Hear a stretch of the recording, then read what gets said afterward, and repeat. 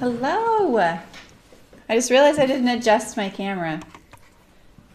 Let me know how everything looks. And lost my glasses. These are my computer glasses, which I actually like more comfort-wise lately. Oh, Rachel, you can get us in your caravan. That's awesome. The internet's good enough. I stream videos often. Hi, Malin. How's it going? You're used to using your data, but if you have unlimited data, it's probably not a big deal. But we don't have unlimited. We could, but we have plenty. So unless I'm watch streams, it's usually my daughter that uses it all though. How are you guys? Happy Saturday! It's 11 a.m. here in California. Welcome. I know people watch from all over the world. Hi, Ida. You've only got one bar, so we'll see. Not about the details today then, huh? Do I need to lighten up? I think my face cam looks okay. I only worked on the others. Probably get rid of that little sliver at the bottom of the machine there. I've been recording the pincushion videos, so I had to rearrange a few things. So today we're finishing up the high-neck sweater, and also we'll do that zip neck version as well. Ah, that's awesome, Malin. Isn't that funny how that happens sometimes? You'll have like plenty of weekends where you're home, and then all of a sudden it's like 3 in a row or 4 in a row where you're just busy. Oh, that's right, Beverly. That's so funny. I was just talking with someone last night, and he had a cold, and he said, well, I could have said I was thankful for not having a cold, but it's too late for that. And I forgot that it's Thanksgiving in Canada this weekend. I was like, well, you have like a month to get well. And then like as I started to say that, he started to ask at the same moment, wait, when's Thanksgiving in America? It was pretty funny. I was like, oh yeah, it's too late for that. I was like, maybe you can be thankful for not getting worse. Hi, Vicky. Welcome. So, we did all the really fun details on Thursday. We did the little thumb holes, which I love showing off. You know, everyone loves these little details. We did our collar, and we did the welt pocket on the body. So here's the body. Right here. I haven't even tried it on yet. Here's our kangaroo pocket. Right now it goes all the way through because, oh no, it doesn't go all the way through. That's right.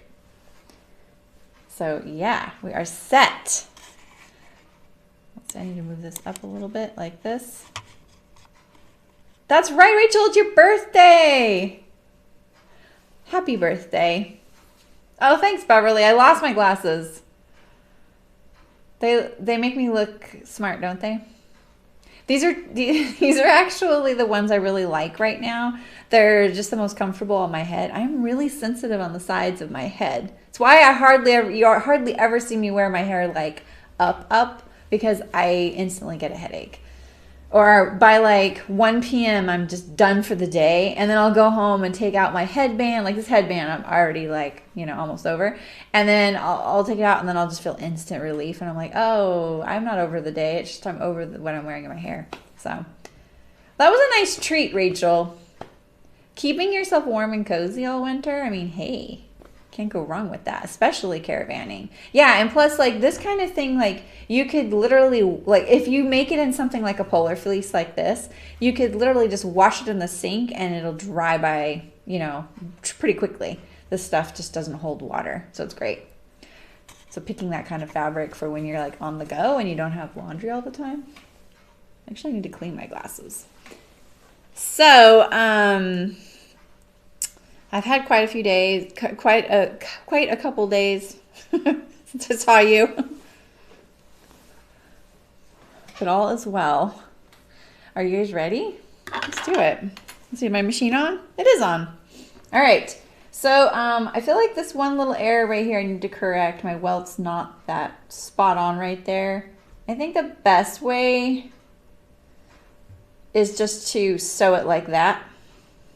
but it just means my seam allowance will be a little bigger right here. See right that?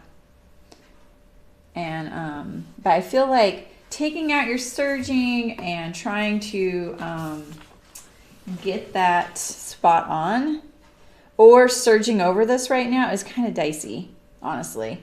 So let's mark where it is. I haven't top stitched all of the armholes. Let's see, is this a good spot right here? It feels kind of thick.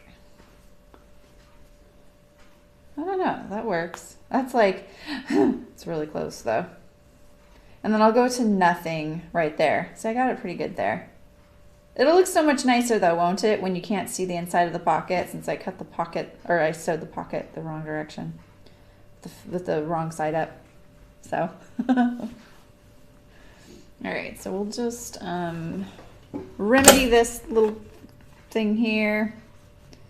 Ooh, I'm just still so loving how my serging looks on this fabric. Oh, I didn't sew first after I changed my thread color.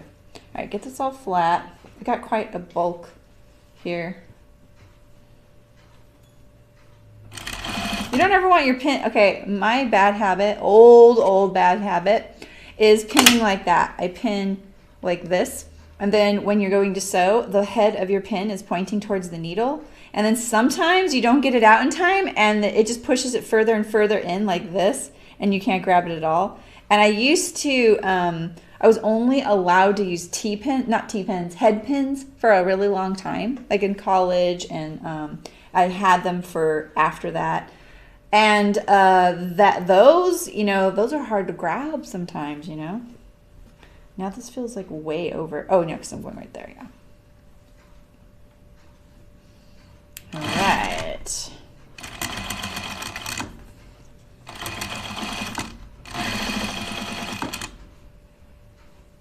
To nothing right here.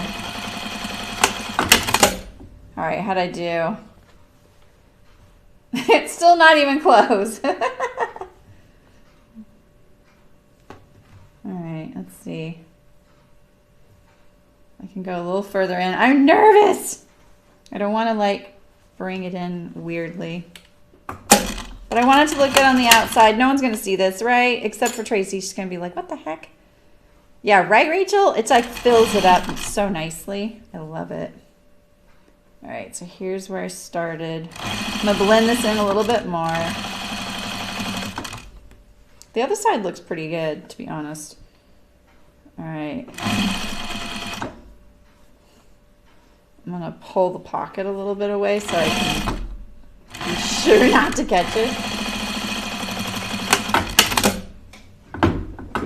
Come on. Oh, you did cut. Okay, how's that? That is acceptable for me. You know? That's not, but I could serge it. Did I get a haircut? No, I didn't. It's just I just kind of flat ironed it just so that it was consistent. I'm wearing new glasses, kits. They're not new. I lost my glasses. Hi, Eliza.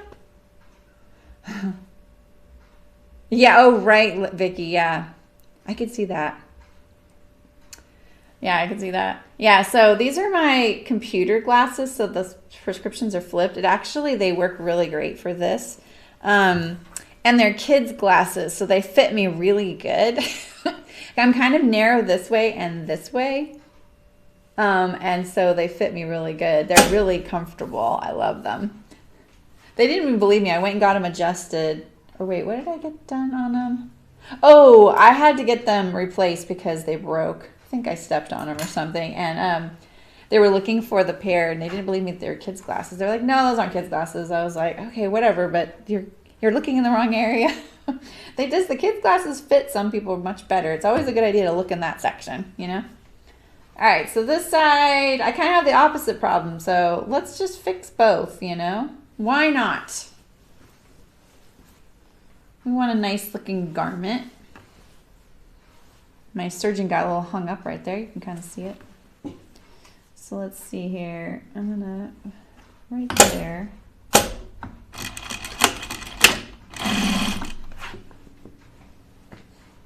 Okay, and then we're going to start attaching all of our fun details to our sweatshirt. I'm gonna pull the pocket away a little bit. You don't want to get too obsessive about some of these things because then you'll just create another problem. You know what I mean? It's more of a rust, Eliza. There we go. That looks better. It's like a, like people would probably call it pumpkin spice. But yeah, it's more of like a rust. It's cozy. I'll get a haircut probably next month. I just set up the appointment like from the last one. That's how I grew my hair out. I always tell people I cut it every like whatever between 7 and 9 weeks, you know, like whatever they recommend. I always go like 1 to 2 weeks after they recommend. And because I just don't want to go all the time. So I know, right? I know the print is so cute. I think she got these fabrics at Joann Fabrics, if you have one of those. So it's a very stretchy knit. I kind of want one for like a shirt. All right, so we have our collar, we have our cuffs, we have our waist facing there, and so I should have top stitched these armholes before I put the side seam in. Gosh darn it, that was my bad. I totally forgot, you guys. Ooh, look at that juncture. Hubba hubba. I didn't even notice. Is the other one that good? Now I have to know. Oh, it's not bad. Hey. That's a doodles? What does that mean? Do you know this print? Oh, like you know that that print designer? All right, so I forgot to put in my top stitch on the armhole, which is in the directions. So we'll just do it now really carefully. It'd be better to do it before you put it in your underarm seam. But I was probably, you know, towards the end of the stream, sometimes I get a little like, let's get done. People are getting bored. You have one. Oh, Eliza, right? Oh, the print for right. It did say printed for Joann's in Ohio or something like that, or designed in Ohio or something like that. So, oof. All right, so I'm gonna try and edge stitch right on the edge of my serging so that I have the biggest bite of fabric to stitch down. I felt like my machine does better about 1/4 of an inch from the seam. So I just want to make sure I don't catch my garment. So I'm just going to do the whole armhole.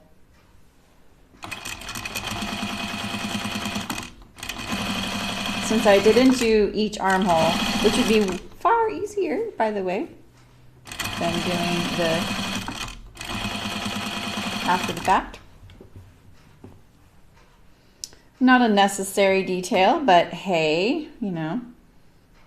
Oh, I just ended up flipping my seam allowance right there to reduce the bulk though. Whoops. I mean, it's not a big deal right there under the underarm, but you know. I just pushed it back towards the body just now when I got past it. It's not hard to avoid the body doing this, but you know, it's so much easier when you don't have that underarm seam in. You can just do your seams nice and flat. All right, so we have our top stitch on one. And let's do our other one here.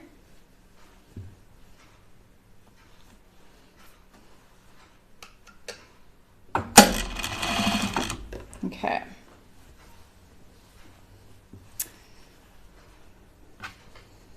I kind of try and make sure like this is nice and flat over here so that the entire seam allowance is pointing that direction, especially when it's that small.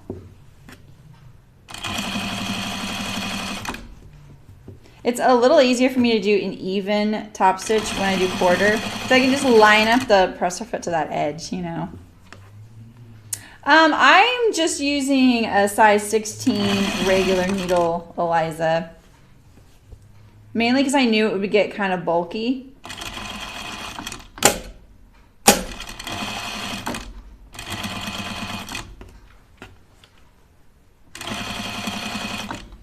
Fleeces are stretchy, but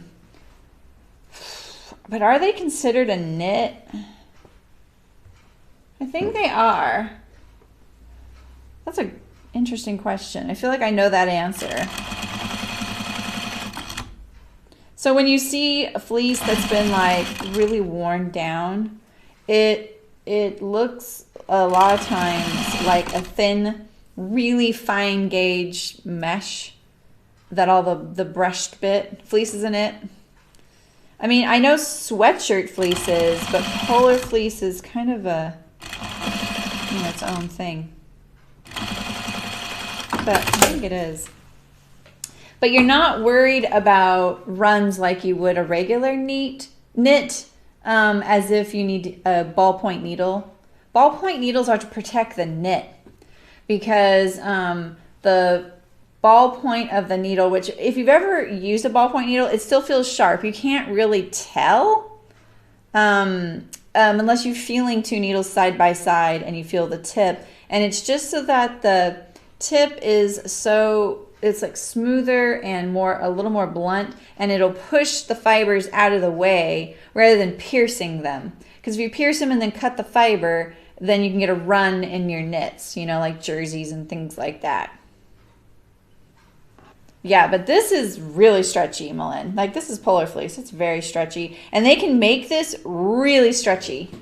Like power stretch. They can make them 4-way stretch, 2-way stretch. You really need to check your fleeces when you buy them if they're stretching both ways or not for what you want. Like this one has less in the length, more in the width.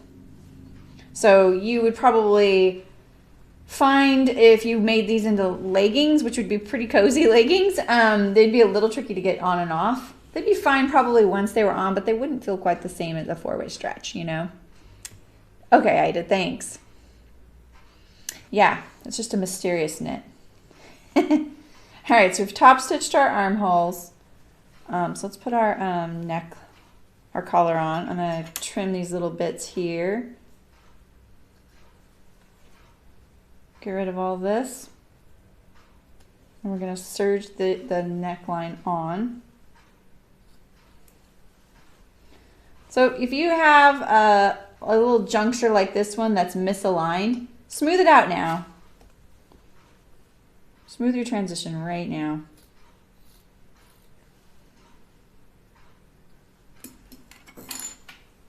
That way you're not trying to do that under the serger.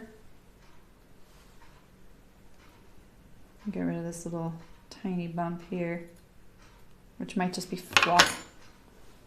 So I always look at all my junctures on a neckline or a curved seam like that. All right, and so this is the front, and I may have lost my center notch if I didn't have one to begin with, so we will put in a center notch right there. Definitely want to get your neck centered. But kids, you're not cold enough if you feel that way. I've definitely been places and needed fleece leggings, but the like when fleece was getting more sophisticated and they were like really refining this technique and coming out with more styles, they had a flat back one where the outer face was smooth and then just the lining, like the inside of the fleece, was fuzzy. So it would be like, you know, smooth and then fuzzy. So it didn't look like you were, you know, a little stuffed animal walking around. So, all right, let's move these guys out of the way before I dump them on the ground. Put the pie on the magnet. All right, now let's look at our neckline here. Because you hopefully have sewn all of this really accurately to where when you have it finished sewing like this at the neck top here, all these edges line up, right? So you don't want to take it for granted that they do though, and then pull it like this to line up, because you may end up getting like this if I did that, because mine's a little bit off right here. When I did the top stitching, it kind of stretched out that top layer right there. This is really stretchy, this knit. And if I were to just line these up like this, I would have a smooth inside, but the outside would have these little ripples. I don't know if you can see them. And it would feel kind of funny, you know? Kids, it's so funny. Oh, right, Malin?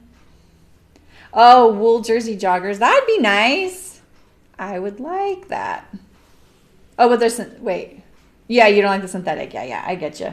All right, so I'm going to trim up my neckline here. Kind of a bummer. The outside looks really nice. I'm going to try and maintain that because I don't really want to lose much of my shape here. But I feel like I can see, like, this is a good way to check. Let's take this seam and measure it to this one and see. Yeah, look at that. Look at how much different that is now. So now I don't feel so bad about trimming that. Just make sure you get your drawstrings out of the way. Hi, Alicia.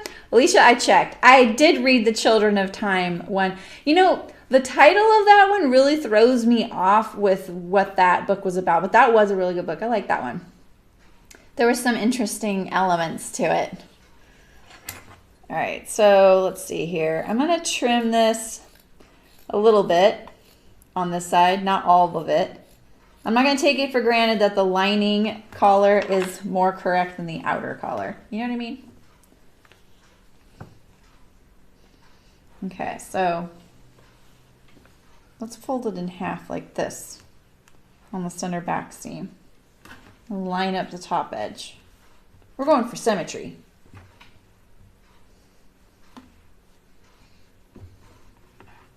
Yeah, right? Wool leggings would be super. I have one more knit project to sew with you guys that's cozy, and it's the Bowline sweater by Paper Cut Patterns, and it's a wool merino jersey.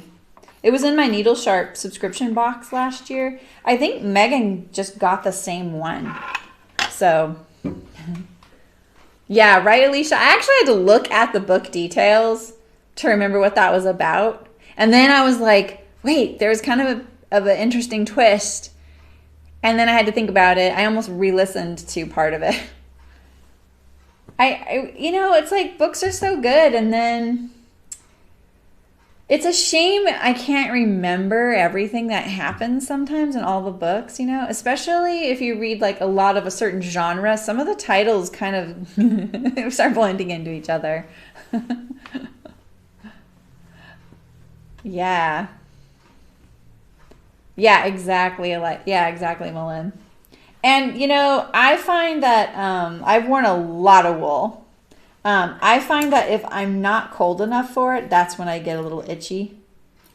But I tend to really like the farm, like farm wool, but, you know, not like directly from the farm, because sometimes some of those, like I've bought in some like yarn that's been, you know, made for sale.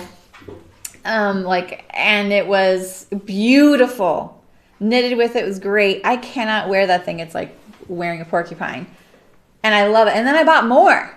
And I was like, what am I thinking? I can't wear this person's wool, but I love it. And it's locally grown and all that, you know, like raised and stuff. And they ended up being a 4-H family. So I bought like wool coasters that were needle felted by all the 4-Hers. Really cute.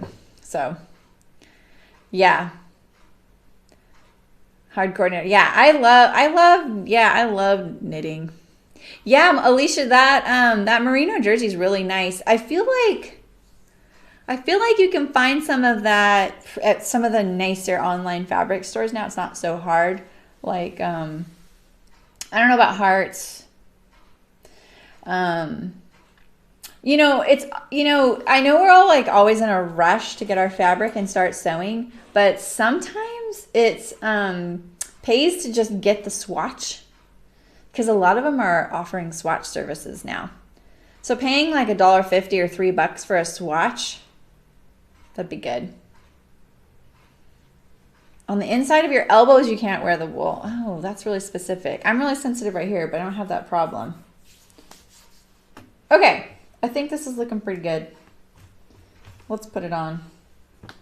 I'm going to just pin away from the seam. I don't want to stay stitch it because then it wouldn't stretch. So we'll just do this.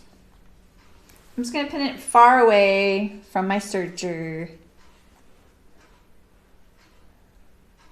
That's awesome, Mullen. Yeah, the swatches is a good. I mean, why not? Because if you find wool fabric by the yard, it's not going to be cheap probably. If it is, I would definitely get a swatch. Bye, Rachel. Have a great birthday and enjoy your weekend away caravanning. Yeah, I wish I could recommend somewhere, Alicia.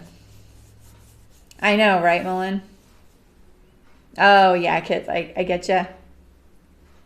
Yeah, but the wool jersey top, I'll show you mine. This is,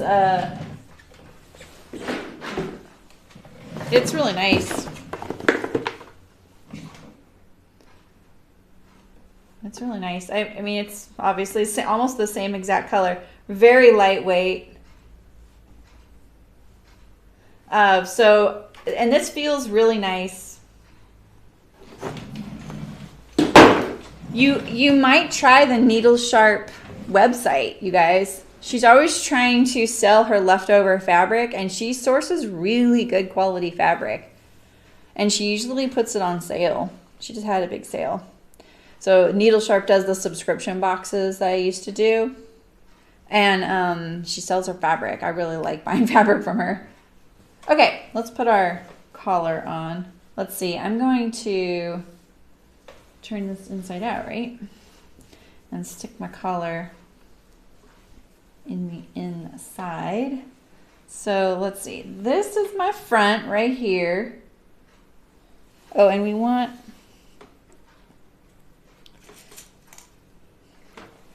this is my front. The clip is on the front. Once we have the, is this really the back right here? Wait. It is. Look how small, narrow that is. It's so funny. Let's notch that as well. And then I'm going to tack my label on there, and then I won't even need a notch at all, right? Except for the lining up. Yeah, right, Eliza? But you can get heavier stuff. Yeah, right, Vicky? Exactly. They usually are, Eliza. Oh, yeah, that's a good point, kids. Yeah, I like that. When I was in New Zealand, we ran across this place that actually makes anything you can imagine clothing-wise in wool. Their catalog was astounding, and it was like their outlet store. I went there because I was told it was a yarn store, and it was. They had a little bit of yarn there. That's what I was thinking, Mullen, but I haven't looked. I would think I would try Hearts, Stone Mountain and Daughter, Finch Sewing Studio, Blackbird.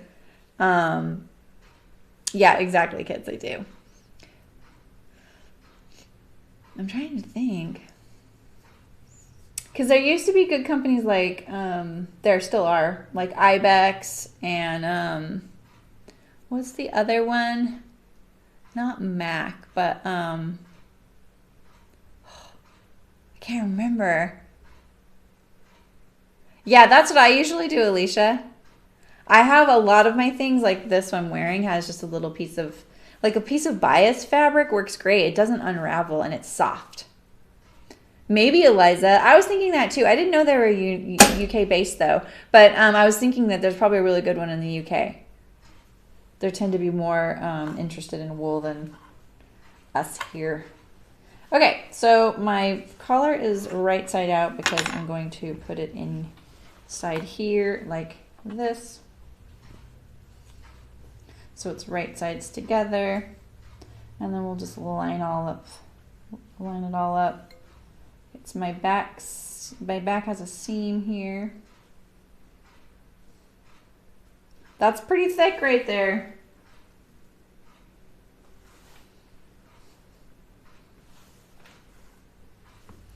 Try a clip. And we'll clip this one here. Make sure you don't catch your drawstrings.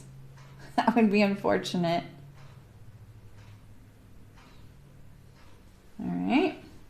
And then I'll just kind of find the midway point here. So I'm so proud of myself. I've been recording my pincushion videos, and then I had something happen I had to go deal with. So I had to re-record. Once I came back and I looked at it, I was like, I gotta re-record it. So I redid it again, and all the guys came back from being out in the field working, and they came back, and you could hear them like talking about their day and clocking in and out and all that, and in the background while I was recording my video. But I'm super proud of myself because I Googled how to get rid of background noise, and I figured out how to do that in the video editing software. You know, the thing is, like, I know eventually, and because I sometimes already do, get people saying, how did you do this? How did you do that? Like people who want to set up a YouTube channel, and I'm like, dude, I am trying to figure this out. I don't really know. And what I'm doing is so different than making videos and editing them and uploading them, right? Like I'm doing it live and it just gets uploaded. It's much easier than sitting there spending all my time being an editor, right? And but when I do the like standalone videos and I have to upload them, I have to like go through the whole software. So I am not, I think they're in LA, Eliza. It's about 7 hours from here, so no. California is a huge state. I mean, I know you know that, but it's so huge. I'm in the areas where they're doing the power shutoffs, though. But we're fine here. But I just met a woman. I was at the hospital yesterday. Not me. I was fine. But Michael's grandma had to go there. So I was there talking to the woman in the next bed. She's from Bangor. And they've been without power since Sunday. And they may not get their power back till tomorrow. It's ridiculous. They really hurt the small communities the most because there's fewer people. But really, they're just doing the highest danger areas there are. Because it doesn't matter the population. You know, they're just doing the places that are the highest risk for fire. So they shut off the power because they don't want anything to happen. It's controversial. All right, so we're going to serge this on here. Just clipped it. I'm getting the hang of these clips, huh? All right, so we got my new little serger cam here. You can still hear me, and I can still see the screen pretty much, but I'm sideways. So you're going to see me right here.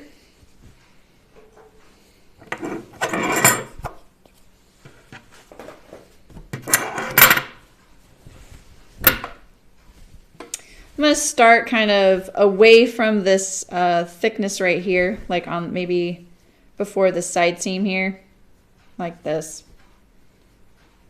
Kind of get my legs under me. Because 3 layers is a lot. And I'm also going to pick up my presser foot and get it going. I can hear these scissors moving around. There we go. All right, so we got our whole garment up there. Can I push this back a little bit? Like that.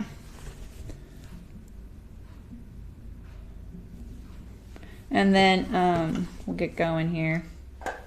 Got the presser foot down.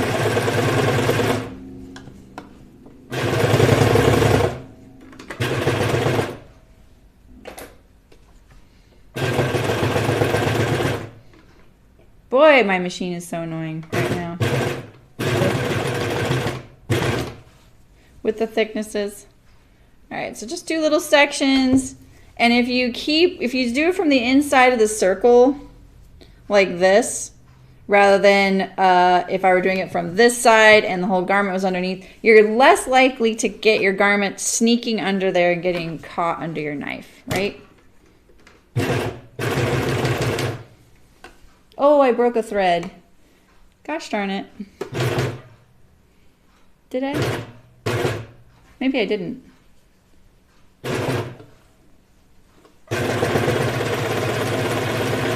Oh, I didn't. I thought I broke a thread. Dang it. I started pulling out. Dang it. It's okay. It just got very spread out right here. See that?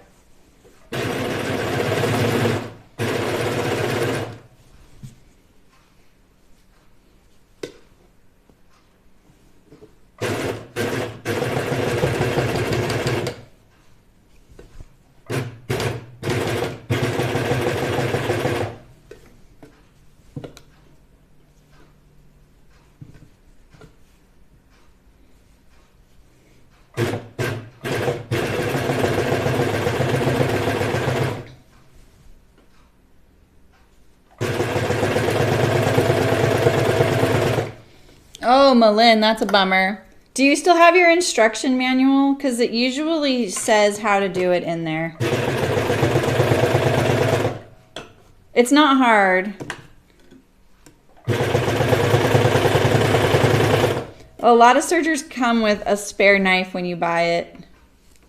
But if it doesn't, you can order it and then put it in. I bet you can Google it.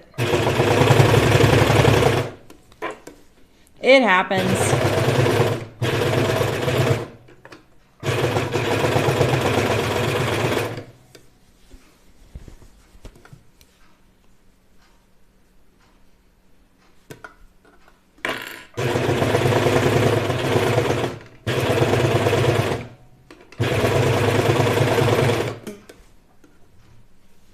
Alright, I'm just keeping these edges still lined up. Coming to my beginning spot here. Looks a little messy now.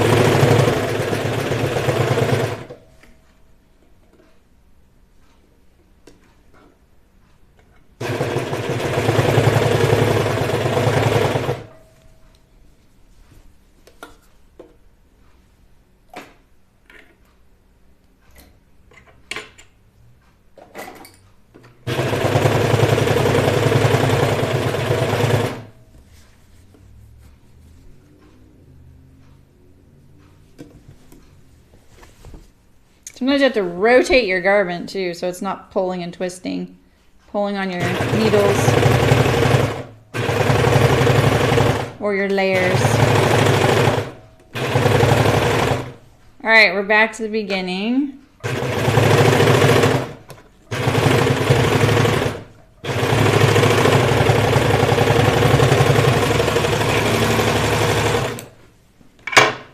All right, let's see. Looks like I caught it all. That is my top stitch thread right there.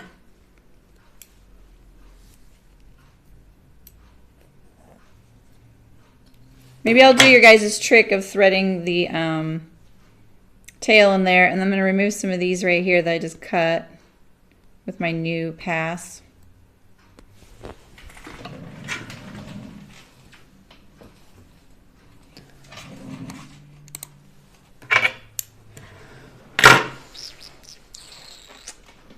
Oh, really? Dang. Oh, that is such a bummer.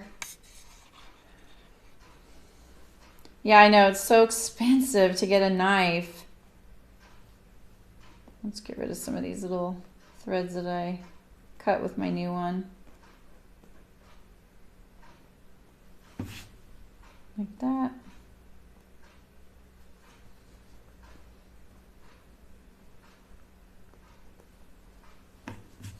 All right, let's see how we did. This is when you hope you see all of your layers caught in there.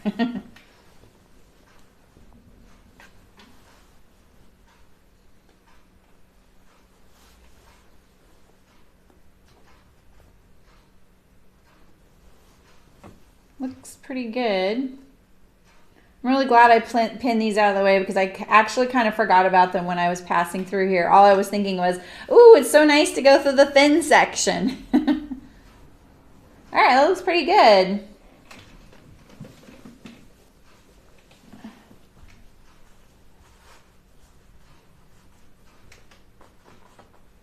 All right. This is gonna definitely keep someone warm. All right, so now we're gonna put on our cuffs right here. And I need to look at where the lining up of these, where the circle goes. It's not, I notched the circle on the cuff, I remember that. So there's my seam and there's my circle notch. Because remember what I was saying, like this, when you want this on your thumb, you don't want to line up this seam with your underarm. It would put the thumb hole more like right here. You know what I mean? So let me find the sleeve pattern. I had it right here a second ago. I moved it, I think.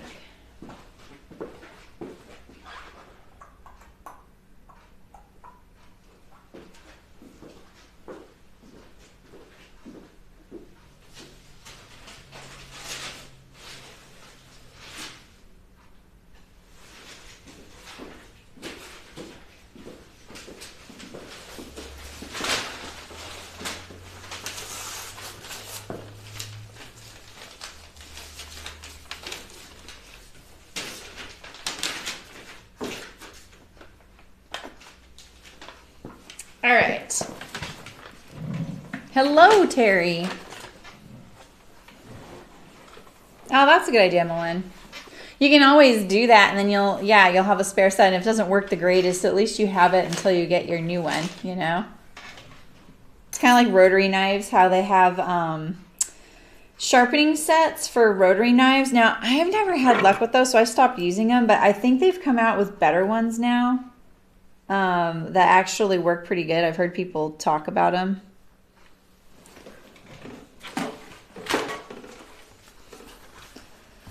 I unthreaded my needle. I'm not sure I'm actually going to use this machine right now, though. Am I? Not with the cuffs. All right, so let's look at this. So this is the sleeve, and this is the back front. All right. So this is the front. So there's a notch there, and then the other one is the circle, like this, okay? The circle, we'll put a clip there, so we know it's different. That's the circle. You just want to do this because your thumb hole is, you know, you really want it to be lined up with your thumb, right? Hi, Carol. You're lurking. That's what they call lurking in chat.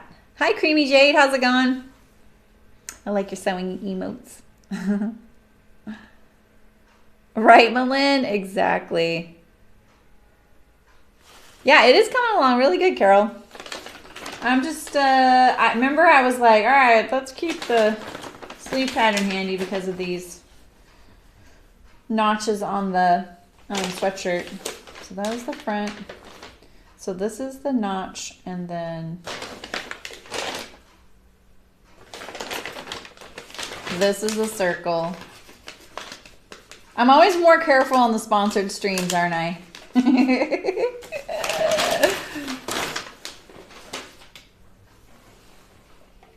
All right, so that's the circle.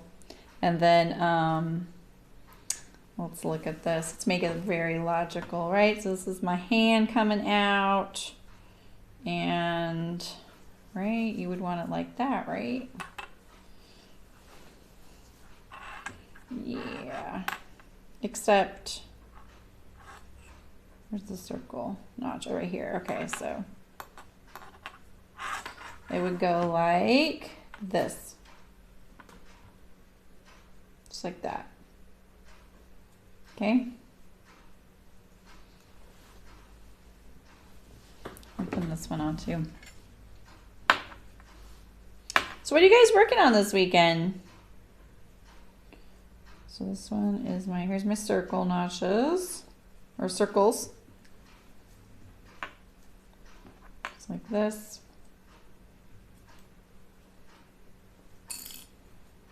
And I'm just gonna double check it, because this isn't normally how I would put something, line it all up. Just being extra careful. All right, here's put my hand through here. Yeah, that works pretty good, just like that. All right. So I'm gonna turn my sweatshirt inside out and sew the sleeves from the inside.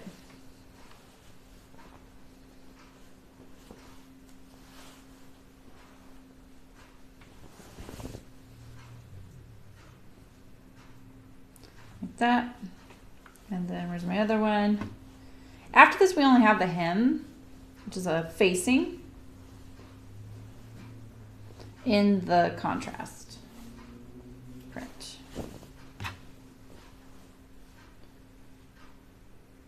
All right, let's put our cuff inside the sleeve. It's always easier to do it that way. Even if you're not using a serger, it's just easier to sew from the inside of the circle like this with the work above, right? We're gonna use, wait, does that go there? Let's see. Actually, I don't know. Yeah, I think so. Yeah, like that.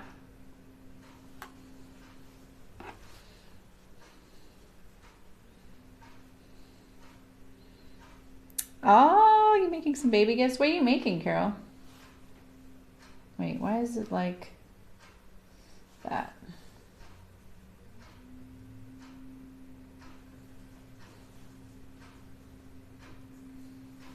Double check again.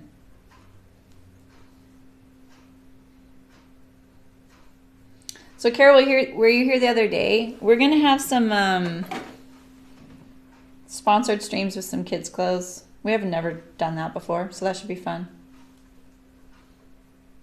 I think I got this in kind of the wrong spot. I think it's more like there.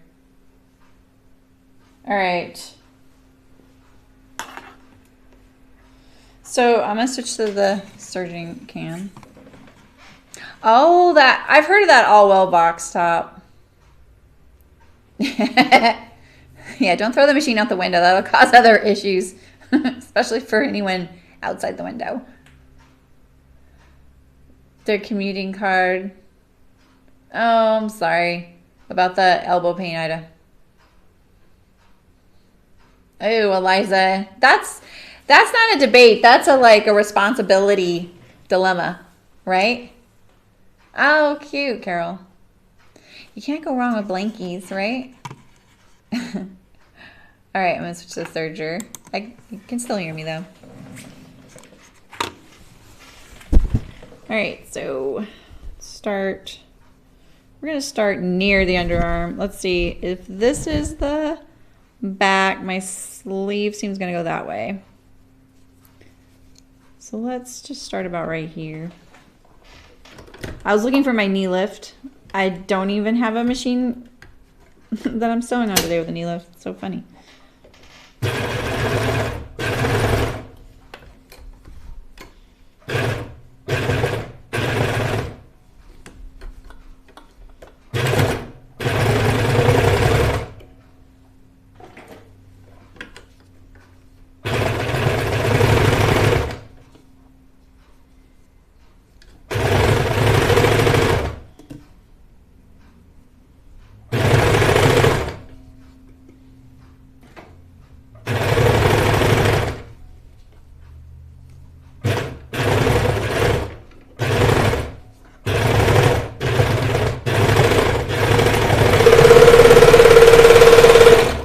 All right, so I was totally in my own little head just now, not talking to you guys. Sorry about that. So when I start some of these pieces that are always in the round, I kind of go off onto the garment at an angle, right? Like this, like an on-ramp. So when I get back to it, I need to kind of straighten out that little spot. So that's why I kind of go past it a little bit. All right, let's do this one here. Press the seam the other direction. So yeah, see, like I kind of like put it almost at straight onto the serger to kind of get it going, and I'm just getting it going under the presser foot, not under the knife. Once it catches, now I can kind of go on.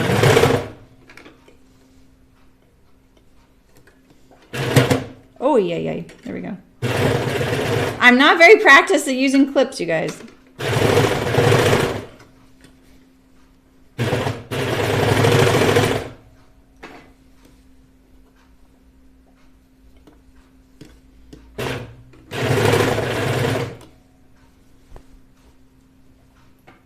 I don't really even need them. Just need to get it started and lined up, that's all.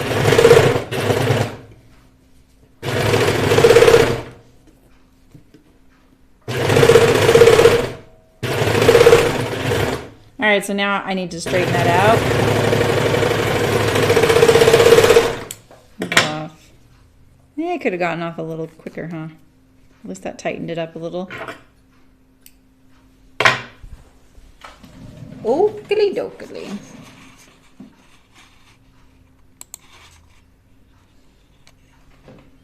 Oh, nice, Mullen. You've cut your losses with seam work. Use up your credits. Yeah, what made you stop? Yeah, their look is so specific.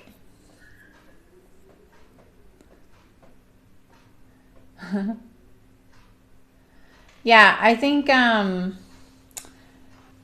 I feel like I like what people make in their patterns more. Like when you look at the hashtag. Okay, let's see how, I just stuck my hand through the pocket. I so want to stitch the kangaroo pocket down.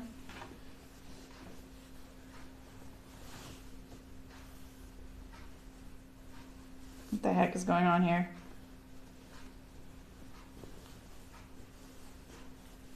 What the heck is going on here? What happened? Oh my gosh. I thought I did something kind of crazy. I was like, oh my gosh. All right. Here we go. Here's our cuffs. They're kind of a bold statement, huh, for a cuff. Let's see.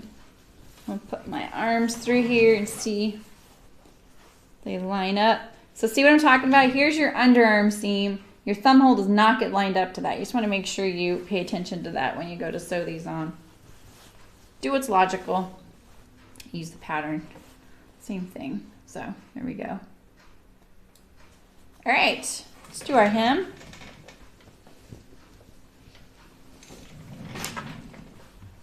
And then afterward, I'll show you guys how to make this a zip neck. All right, so we have our hem facings here, and I have kept these pattern pieces as well because I noticed there were some notches. So let's see, this is on the fold here, and I think that this is exposed. So the, in other words, the hem's going to hang down below the garment.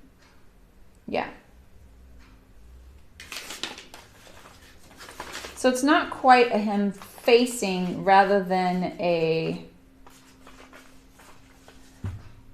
waistband. Yeah.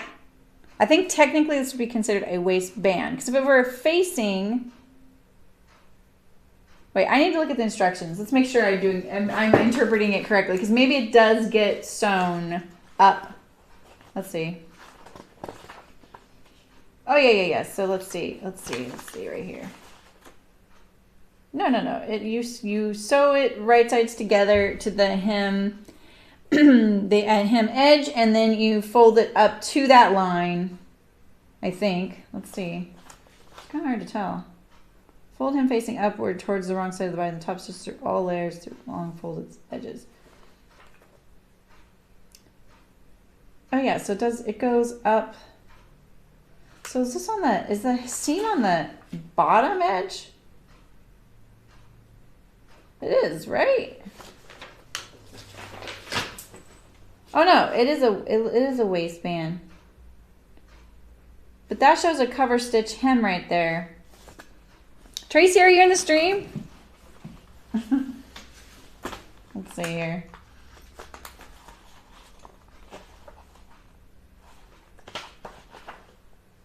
Let's see if I think back. Okay, yeah.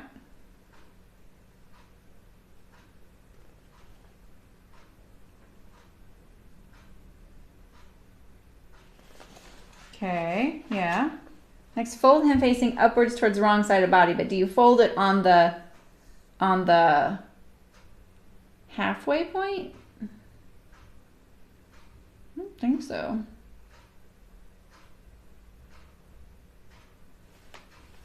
You guys know what I mean? Yeah, so I think it gets folded in half like this and attached like this. Let's hope I do it right.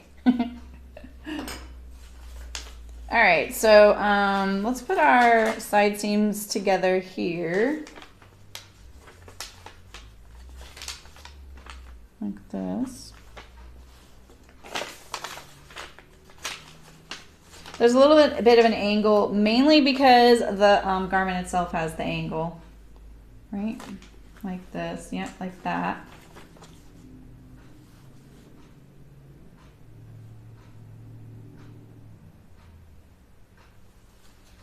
I can't quite tell like which is the top edge and which is the bottom edge either.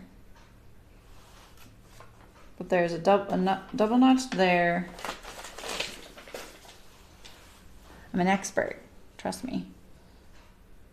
I'm gonna serge this together right here.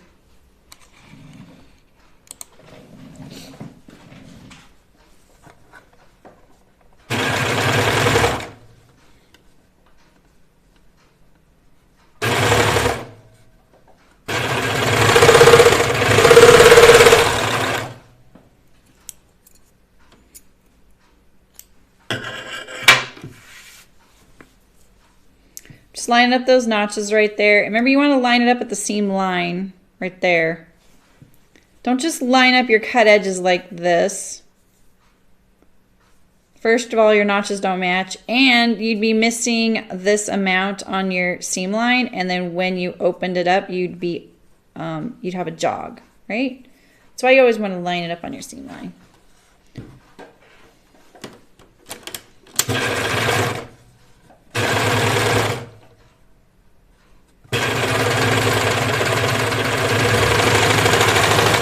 Fabric's a lot thinner.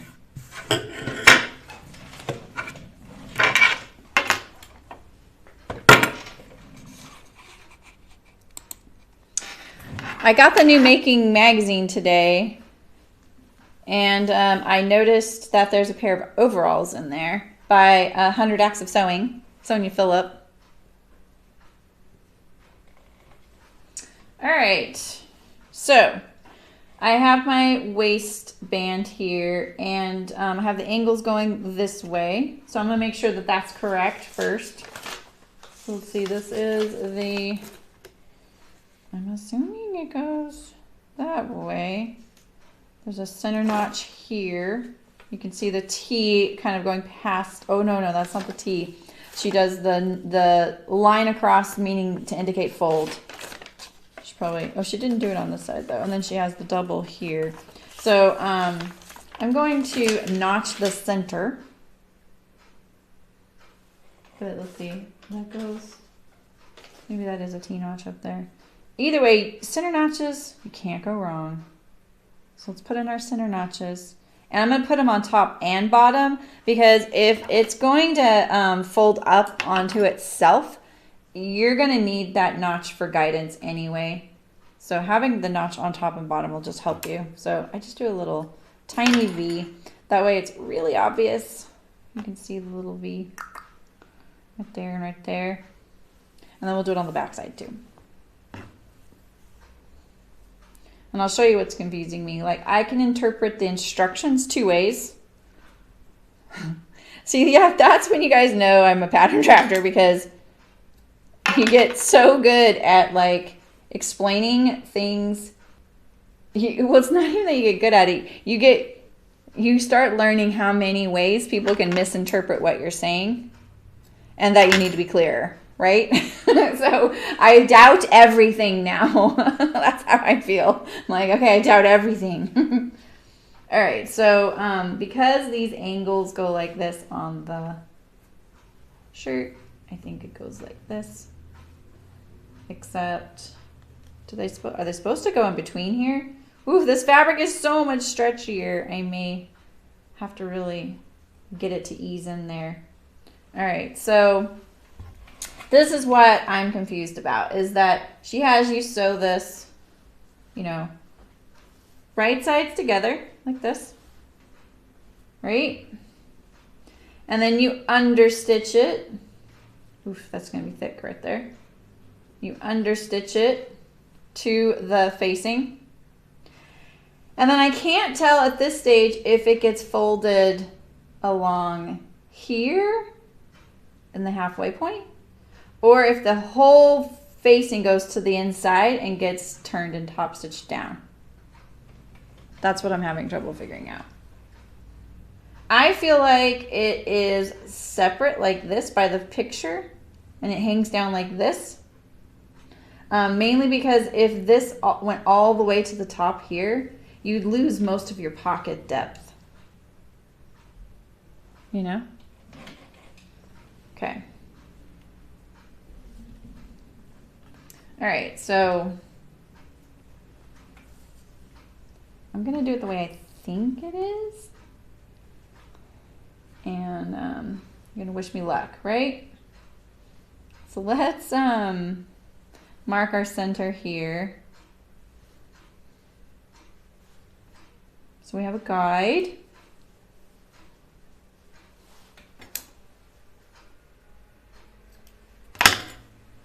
And we'll mark our center back here. Could have just kept it folded. There might be notches on the patterns for this, but sometimes they're hard to see when your garment's on the fold. And I kind of forgot that this one has the double notch. You can just barely see it right there. See, there's a little notch right there. All right, perfect. That's all I need. Okay, so we've got our waistband there. So let's start on the back. This is really thick right here. You have 3 layers. Thankfully, one of the layers is one of these. So it's 4 layers, 2 of the contrast knit and 1 is the 2 are the polo fleece. I might, Eliza, I'm kind of like wondering about that too. So because I'm not quite sure which method is supposed to be, I looked at the hashtag for other ones of these. Oh no, I didn't look at the hashtag. I looked through her photos, but I don't remember if any of them had the contrast band, which would definitely make me know that that's the way it's supposed to be sewn. So if you wanted a really easy way to sew this, you didn't need it clean finished on the inside, you could just fold this in half lengthwise and sew the 2 right sides together like this. And then top stitch it like that. Top stitch it right there. That would be the quickest and probably the easiest way and the most like ensure success way. But you will have the serging seam right here. And you know, like if this is too lightweight for this, maybe you'd have some sort of like flipping issue. I'm not sure. This one might actually be lightweight that this would win. So you wouldn't have that flipping issue. But as it stands right now, it looks like what you do is you sew this right sides together and then you understitch it, right? You understitch right here, or understitch, you know, do you really understitch it? So that way it makes me think like, if it's understitched, then it's not going to be sewn like this. And then you're supposed to turn this edge here and enclose it, which you don't normally see on knits. You don't usually clean finish knits with a encased edge like that. I mean, obviously that would be really nice. It would probably lay nicer if all of this fabric was inside here like this. I obviously have a lot of questions about this. Like it would lay nicer if you had the fabric filling this band right now. So there's a lot of ways to do this. And you know me, I really like to sew it so that you start from the inside of the garment, come to the outside, then finish it. So you have the greatest control over how it's going to look when it's finished. And you don't have to worry about the inside. You know, like we want the inside to look nice, but you know, we're probably going to look at the outside. So that's why I'm like, okay, how is this sewn? Because then I would probably right now sew this right side to the wrong side, which is this is the inside of the garment, turn it to the front and then turn it under and then edge stitch it down. But I can't quite tell. Like I can't tell by the sketch, is this line right here on that seam line? So you could do this a few ways. So is this right here folding up to here, or is it folding all the way up to here? You know? Because this notch right here, that's for the pocket opening. That's not for this.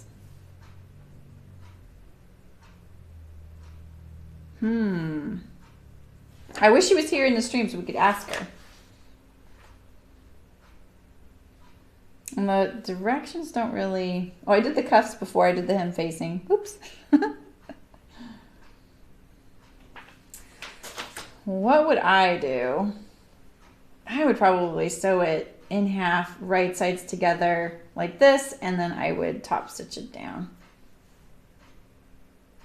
I feel like that's that'd be the most standard way.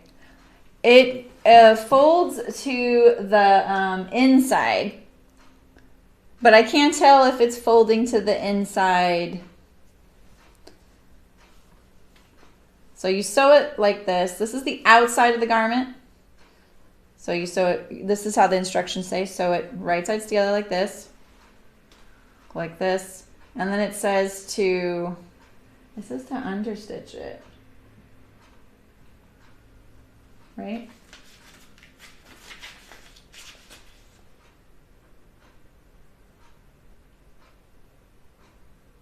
Does it show? Yeah. Yeah. So then it says to understitch it, which means that you would understitch right here, right? And then it says to fold it to the, so this is basically looking like this. My needle is the stitching that would show, okay? I mean, my pen. Yeah, so then, well, I don't know. I mean, that photo, look how wide that is. Yeah, so you're thinking that I fold it all the way to the inside of the garment like this, right? And then like that. That's what you're thinking, and then it's top stitched. Maybe you're right, because that would be the top stitching. That would be the width of it. I think you're right. I think you guys are right. I almost did it wrong. Okay. What I think is the clue here is that it's understitched. So if this is understitched, maybe it's actually understitched this way, like this. Because you wouldn't fold this in half and then sew it if that was understitched. So I think you're right. I think you guys are right. Okay. All right.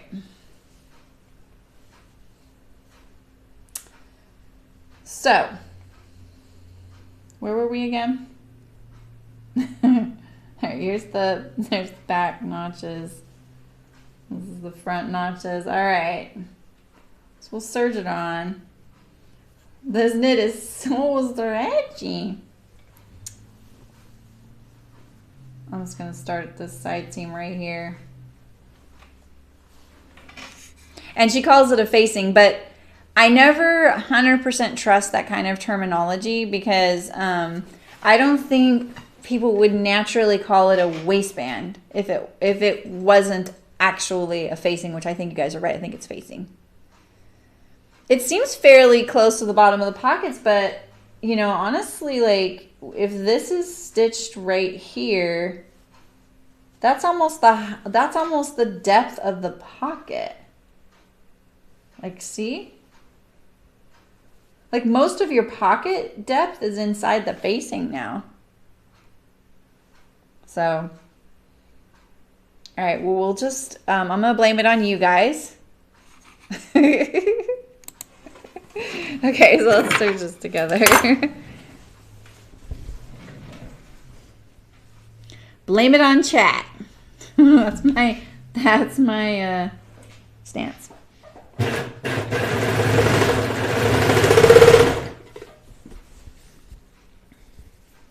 All right, so I'm gonna look for my notches here. So I got my goal.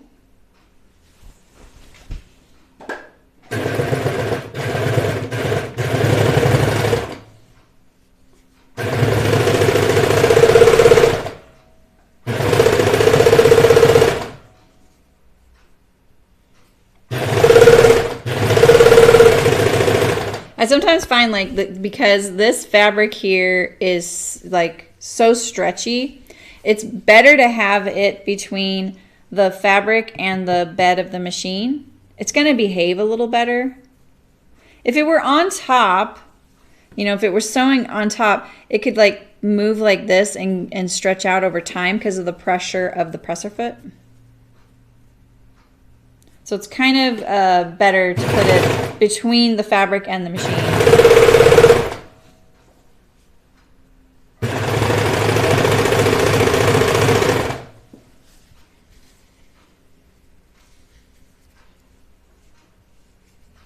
Yeah, Stream told me to do it, Alicia, exactly.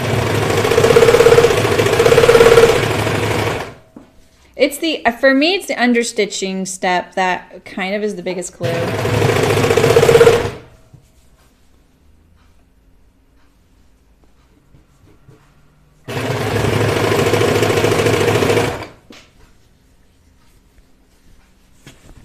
All right, we're coming to this really thick section now.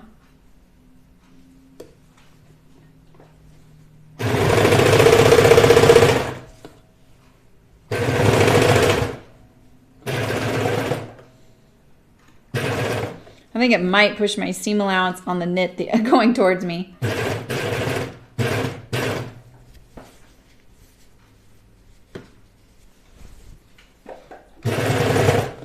I just need to make sure I catch this layer, because remember I didn't get it in the serging. And I do feel like I might be letting it slip a little bit. So I mistakenly thought that this was above the hem.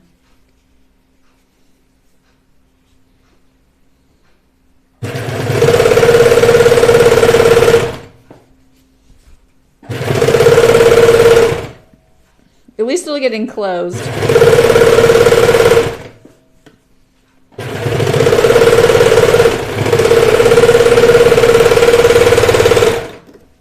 All right.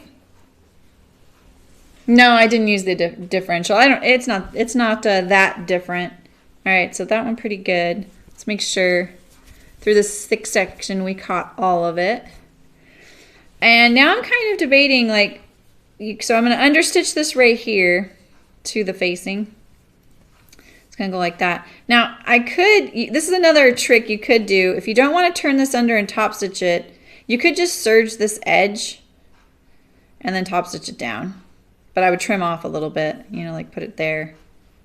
I feel like that would be a more consistent finish with this.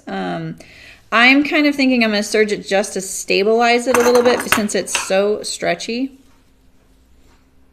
If your fabric isn't as stretchy, then it's not really necessary. But I'm going to do that to stabilize it. I'm hoping it doesn't stretch it out.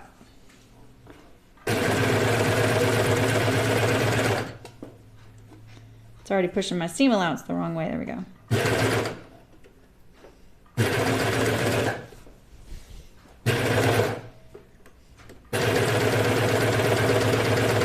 So I'm going to hold up the garment so that it's not pulling on it at all. I'm trying not to get any of this stretched.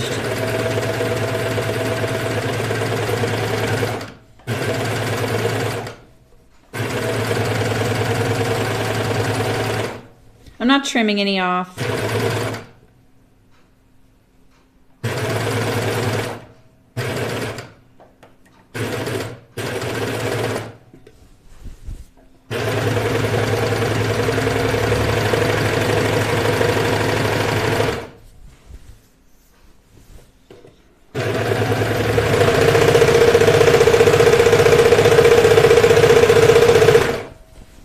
My notch right there. I already went by one of the notches, but I think I'll lose it, so I'm just gonna clasp this one.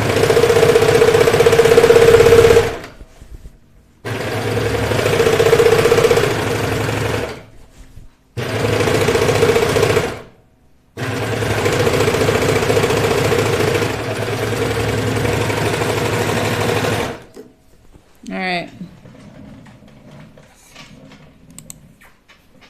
We're committed now. My machine, when I first started the first pass, it tried to push off of the seam there. I caught it. I kind of hold it under there with lifting up the presser foot. All right, so now we understitch this. Let's turn it this way. We understitch the body seam allowance towards the facing.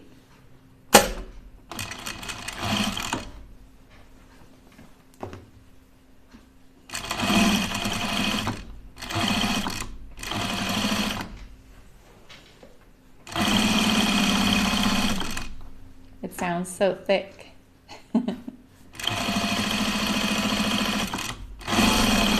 It's so funny, I don't watch myself in videos very often. And when I was looking back on the pincushion video, like as soon as I recorded it, I tried to watch it and then I had to go. But when I went and watched it, hearing my machine in the video, it does not sound as good as it does in person. I thought that was kind of interesting.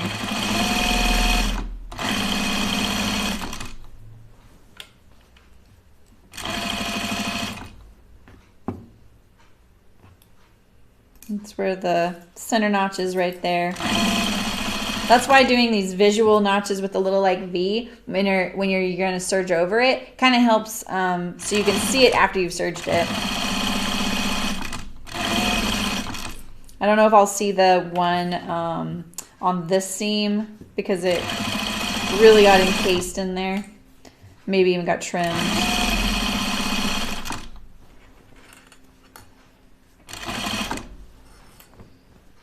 This is a big sweatshirt.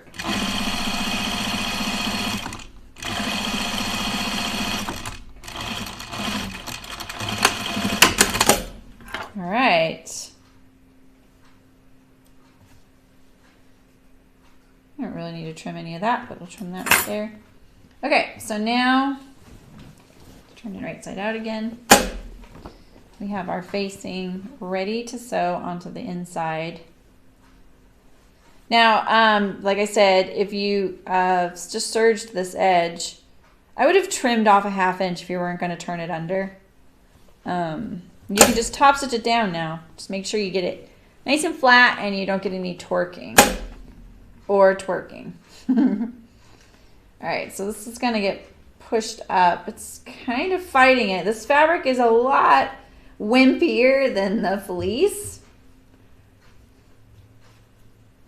I'm going to kind of massage it. Now, in the instructions, she often says to press the seam. But if you're using polar fleece, don't do that because it might melt,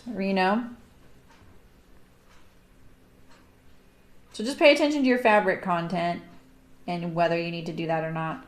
All right, so I'm going to pull this up so that a little bit of this orange is showing so that I know it's not going to sneak back under there,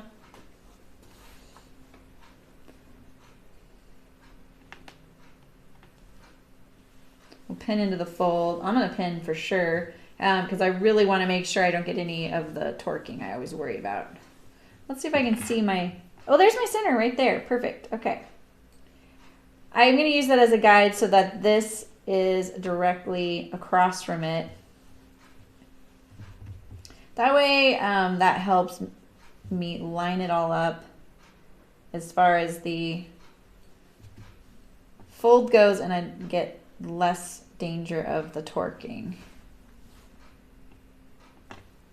Like that. This is a nice facing, like fabric, Yeah, I'm about to see that, Carol. I feel like it's pretty close. And maybe this is more of a hand warmer pocket. It's called the kangaroo pocket, but you could use it more like a hand warmer. We used to do that in certain waterproof jackets because the danger with having a waterproof jacket, like a true waterproof jacket, because ours were they were tested in these crazy facilities at Gore-Tex. You can't have a waterproof jacket with a waterproof pocket because say the person goes overboard in the boat, which is going to happen. It's a guarantee that you're going to go overboard, right? The pocket has to drain fast enough so that it doesn't drown the person. It's like a legit worry, right? You don't want your pockets to be what holds you down. And so what we would do is we would have waterproof pockets, but then we would have a pocket on top of the pocket that you didn't really put things in there to hold it. It would be a hand warmer pocket, but it would, on the inside of the pocket at the base, there was mesh on the inside of the jacket. Not on the inside of the jacket, but on the inside of the pocket, so that the water could drain really fast, right? You had to have this drain rate.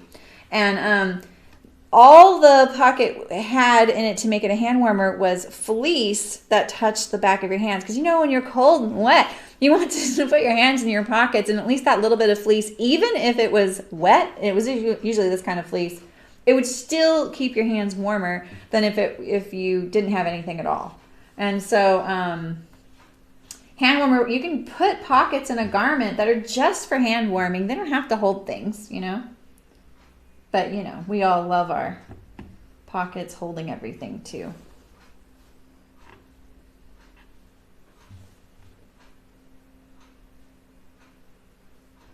All right, so I'm just trying to get it nice and even. I don't think I've ever sewn this style of a finish on a fleece garment. It's gonna look really nice though, especially because it's a contrast. So you could, if you had wanted, you could even have just folded and hemmed your sweatshirt, you know? And you could make it a waistband that hangs below. So, because see, for me, Carol, that sounds more like a sweatshirt, right? When you have the like waistband that hangs below, that would be a sweatshirt. Now we're all second guessing it. You wondered why the mesh was there. Oh, do you have pockets like that, Polly? Yeah. It's either that or sometimes you'll see mesh in things and it's not functional at all. It's just a way to make it look techy, you know? But there's also the benefit of air. So like when we did gasketed garments, they'd have these latex rubber gaskets on the neck and on the wrists and on the ankle so that, and then when you got into your suit, you'd hold the neck open like this, and then you would like squat and get as much air out of it as possible. Basically, you had to burp your suit. And then they would get in the water and do that too. They would like slowly get in the water, put all the air out that. And the mesh can do that too. I know, right, Carol? I know. Maybe she's working. I think she works on top of her business. Or maybe that's, you know, she has her like, I'm going to work right now. I can't do things like this.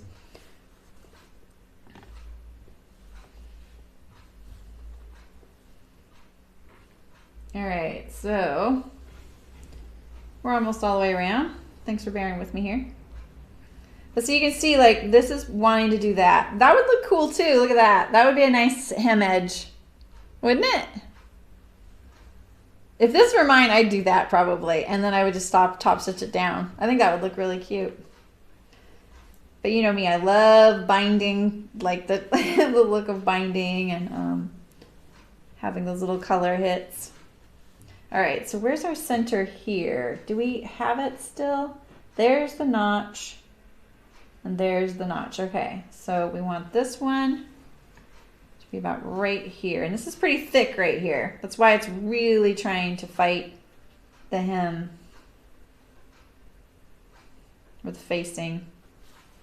Definitely putting it not exactly on the fold line, because you know what'll happen like over time when you're wearing this thing. It's going to lose that battle, you know, when it's not given a good fighting chance.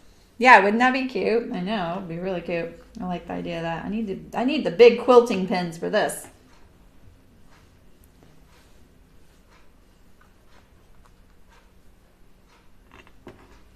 So I'm trying to get that all in there.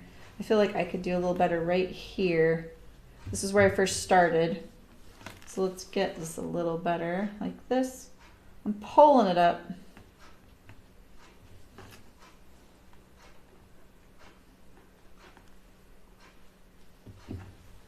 I feel like I haven't been sewing enough lately, and all I do is, you know, sew. I've made so many cupcakes and pie slices lately. I'm so glad they're fast.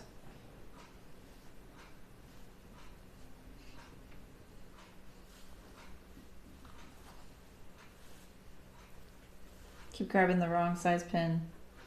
So this is our last step.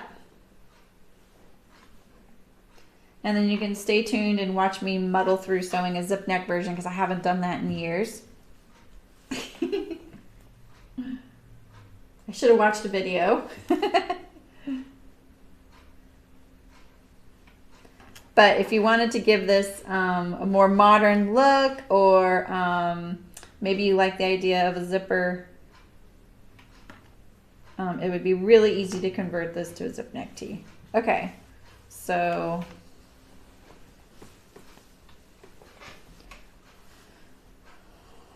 yeah, so the stitching line is going to be right here, right at the top of my pins going in. So I think you're right. I think that's how the picture does look.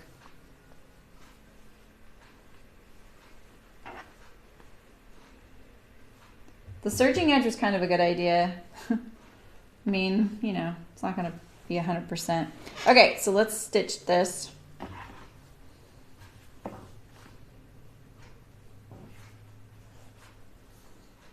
have a magnet on the bottom here, but where is it? There it is. Okay.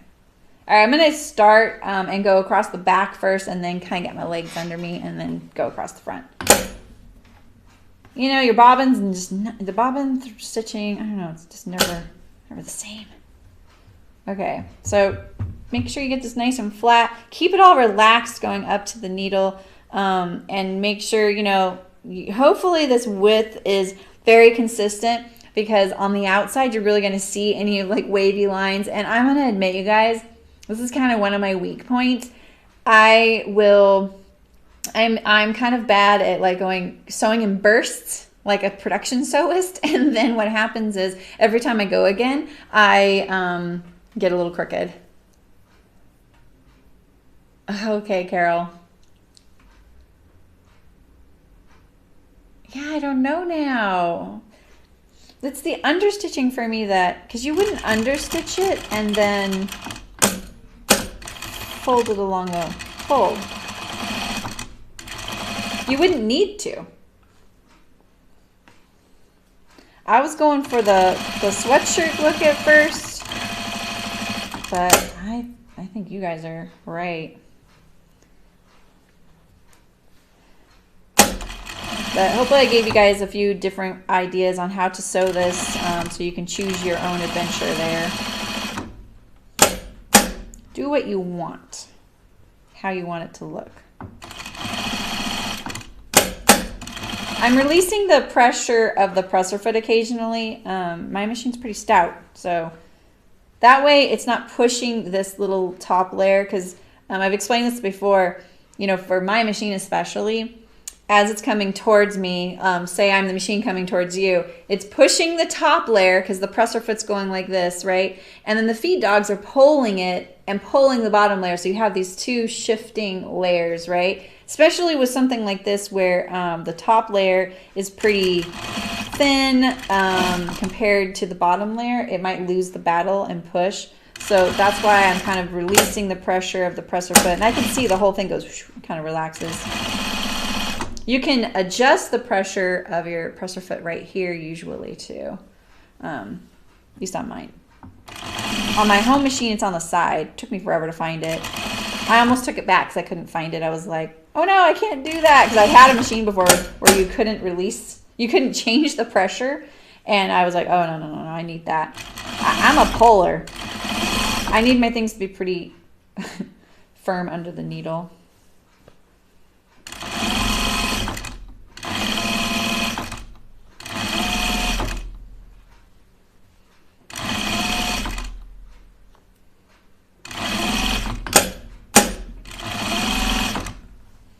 This would be prime torquing, you know, opportunity.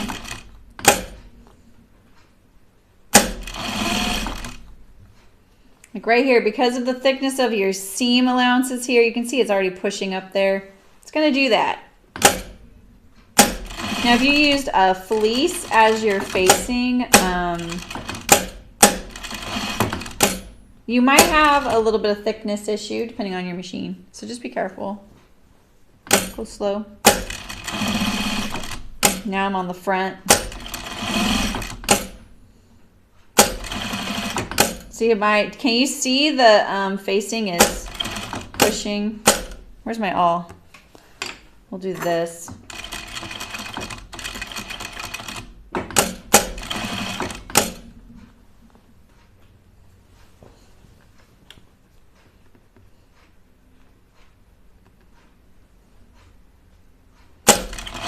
You see, okay, pretty good.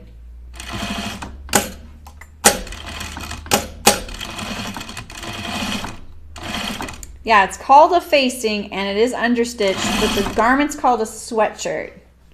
So I think, I don't know. If this were in a store, it would just be hemmed. You wouldn't get this nice opportunity to finish the garment like this. I mean, sometimes you'll see these and it's mainly so that you can put a draw cord in there, which you could actually. You could put buttonholes in your front at the bottom there or on the inside of the facing and use it as an opportunity to put a draw cord if you like.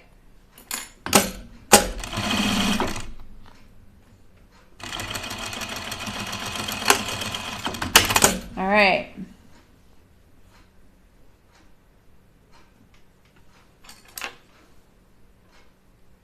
Get rid of these threads here. I think that's when I was correcting my side seam. All right, see my presser foot and my feed dogs.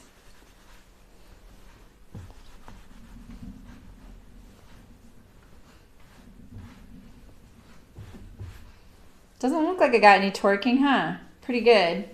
I did pre-wash the knit, this one. I don't think I pre-washed this one. So hopefully over time it won't start doing that. So there we go. That looks like the picture, huh, Carol? So I got that lined up pretty good. But yeah, you do lose a little bit of your pocket depth there. So yeah, you could put a draw cord right here, just 2 buttonholes right here, thread your draw cord through, get a cord lock. You could make this a whole zip front, straight down, put a zipper. All right. Should I try it on? I have been having this phenomenon lately where I'm like, every time I sew something, I'm like, that looks too big. And then it fits me. And I'm like, oh, that's a bummer. Yeah, let's try it on.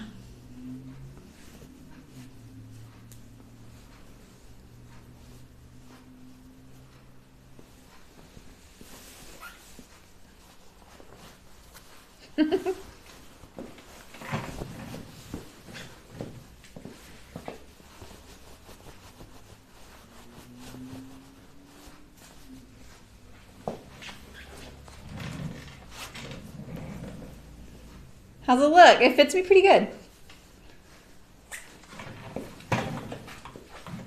Yeah, especially with bottoms, Malin, exactly.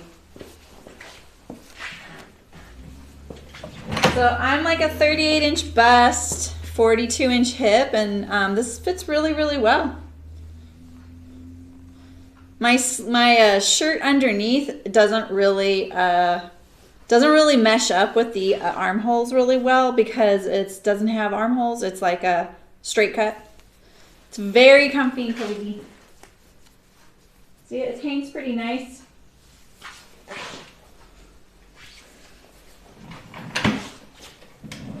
Yeah?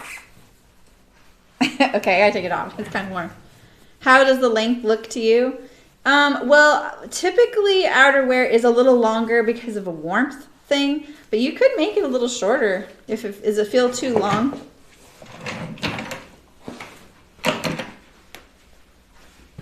Yeah?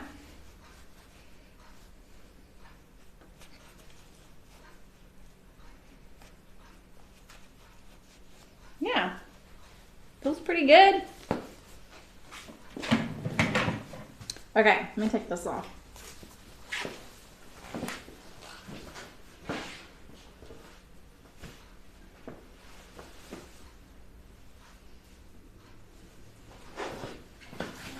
Didn't want to inadvertently flash you guys. It's not that kind of stream.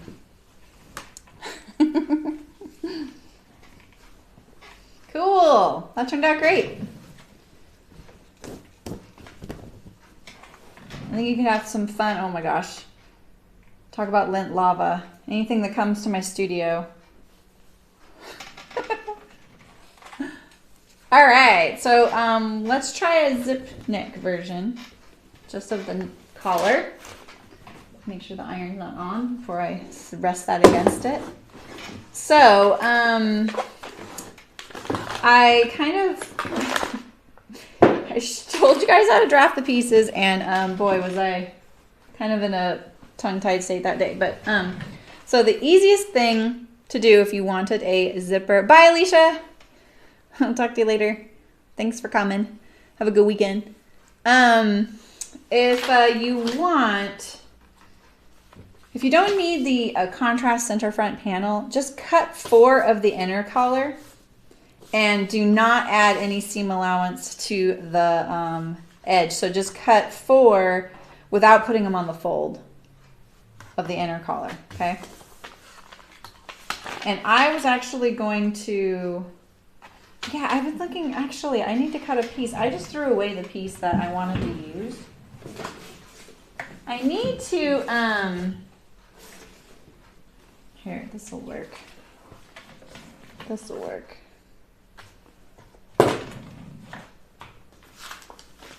Put that there, that there. I was all ready, and then I kind of decided to change something. Let me find that little pattern piece. Let's see, it's right around here.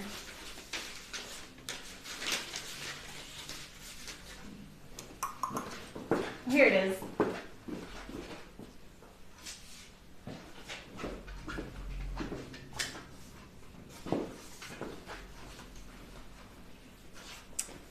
I'm gonna just cut this little piece out.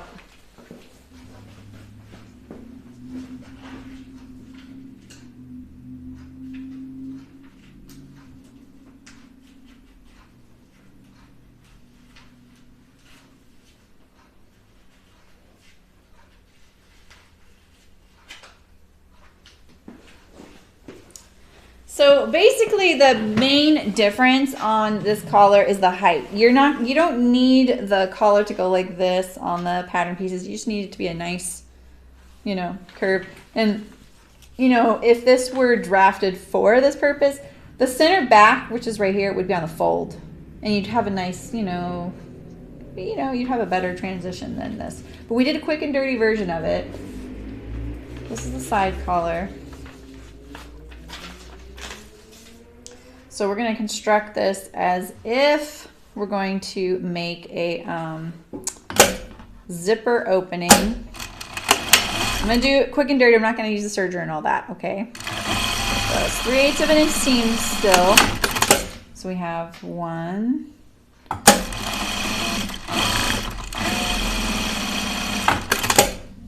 One side front. We're not even going to change thread color. We are living on the edge. All right, and then we have our left front. So this would be that contrast panel, right? So you have these two. And then you going to sew them together at the center back neck so that you have one big collar piece. Oh, I don't have my zipper ready either. Sorry, guys.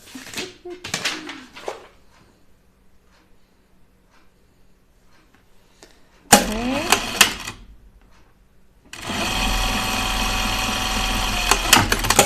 All right. Okay, so now you have your inner collar and your outer collar. And then we need a body to sew it all to. So let's see, this is the front, right? And this is the back. The fabric's kind of busy, huh? These are my little scraps from the toaster sweater. So this is the back. We'll sew the back first. We need our, I just did like a little capelet of the bodice, or the body. It's funny how you don't technically really call it a bodice, even though that is kind of still what it is. All right. I don't know why I'm stretching it a bit. I didn't really measure. I just kind of eyeballed it. And see, this is where you would now, you know, top stitch your armholes before you have your underarm. Bye, Carol. Have a good weekend. And now we have our front.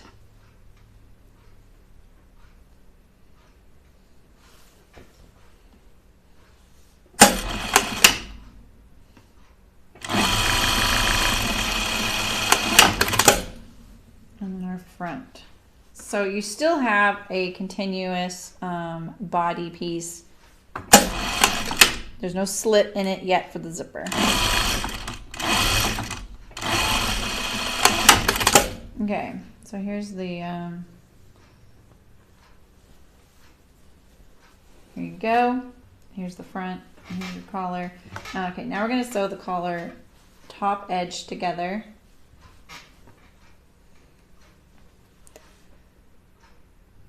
So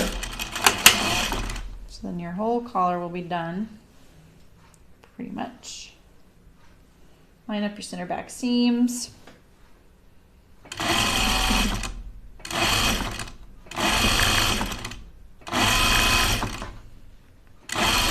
So there's a few different ways to do these. And if you're going to use one of your own sweatshirts or zip neck tees as kind of a guide, just be, you know, cognizant of the fact that they have a fancy machine that does this all clean sometimes. So, oh, cool, Liza, that's awesome. Is it the same chevron, like little knitted look? I really love it. Okay, so I'm just gonna understitch the collar. You can top stitch it later or whatever, but I'm just gonna understitch it for now.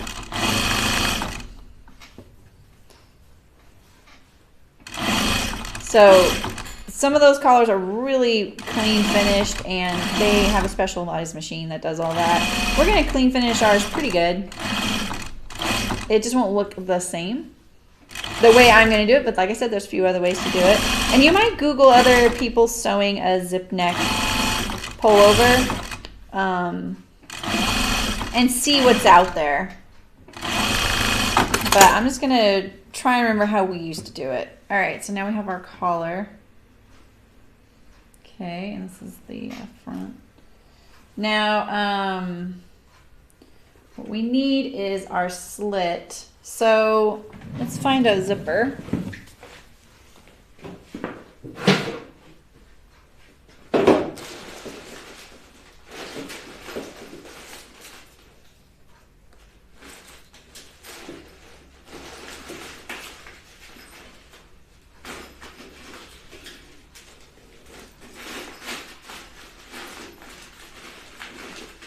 Looking for one that's long enough, that's not an invisible zipper, because I have a lot of those, and that's not too wide, because I have a lot of those too.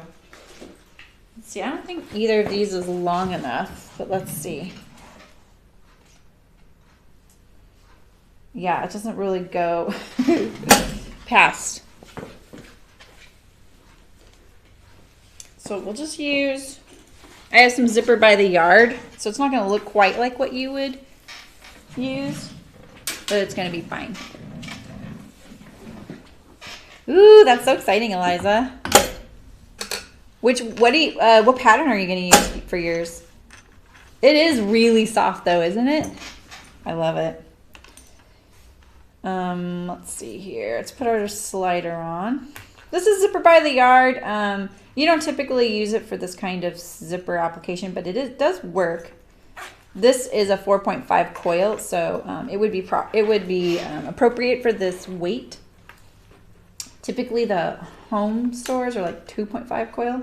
They're lighter weight. So how deep do I want to go here into my V? Let's see. Into my V, to my sweatshirt. Just overlap that about there. And we'll go like this far, I think. So let's cut off our zipper up here. So now you would have stops up here and no coil, right? So what I'm going to do is I'm going to kind of finish the top edge like this. There's a few ways to do this. Like a lot of times people will just fold down this tape like this, or they'll fold it like this. But I have coiled teeth here in the way that make it kind of stiff, so I just like to tilt it this way. And this works also for for just doing it the normal way. The trick for mine is getting it so that the top evenly stops on both sides. This is also going to prevent me from accidentally pulling my slider off because it's by the yard. I'm also going to go across the bottom there. And now let's see if I can kind of get this lined up in the same way. Don't really have to worry about it, but this is always the trick. It's nice when you do the home sew style or the store-bought zipper because your teeth won't go off into the seam there, you know. It's pretty good. I don't want this to come out.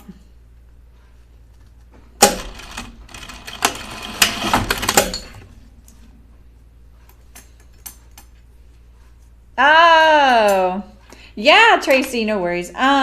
We did have a question about the facing. Did you see us struggling with that? The waist treatment?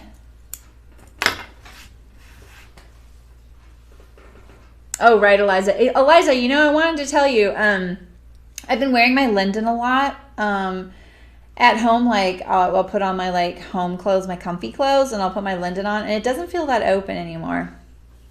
Okay, so Tracy, what I was confused by was, is it a facing that goes to the inside of the garment the way we did it? Or is it like a sweatshirt where the band is below? Because I couldn't tell in the instructions, do I fold it in half along this piece and then it hangs below like a contrast band? Or does it actually get pushed all the way? The reason we did it this way was because we looked at the picture and we could see a really wide line right here that looked like top stitching, not a band or a seam. And because you say to understitch it, because I don't think you'd say to understitch if it were like a band. I did? Okay, awesome. Cool. Yeah, no, it turned out pretty good. Got our thumb holes on here and we got our neck. I tried it on. So now I'm just doing a quick and dirty zip option for it. Okay, so now we have our neck.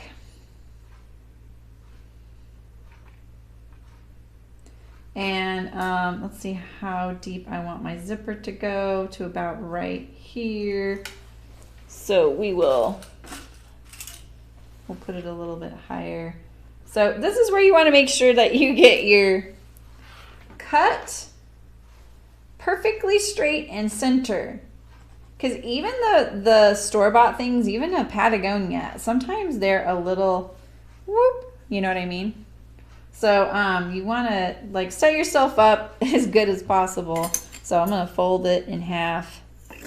I'm going to cut straight down just above that, like that, okay?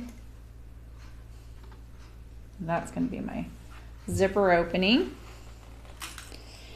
And you're going to stop this slit about 1/4 of an inch above where your zipper is going to end with the opening.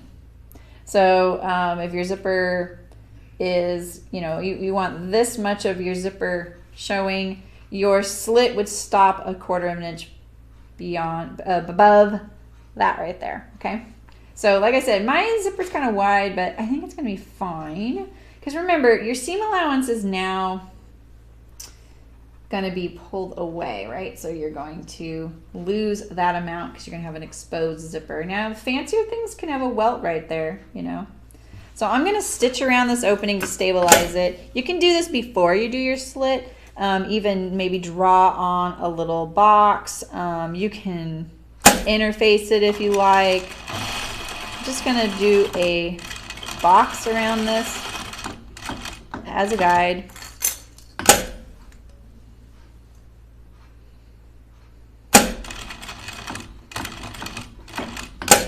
Yeah, and I should be able to get that in the mail to you on Monday, Tracy. It sounds like a few people have bought it, so everyone wants to get cozy. All right, so now you're gonna do the little Y slit to your corners there. I don't know why I call it a Y. I do know why I call it a Y, because usually, like, you have the little triangle. I didn't give myself much of a triangle, did I? We'll cut it more like that. So it's like a Y, upside down Y. All right. So now we have that. So now we're going to sew our collar to our edge there. And, you know, obviously you would serge this. We're just doing this quick and dirty style.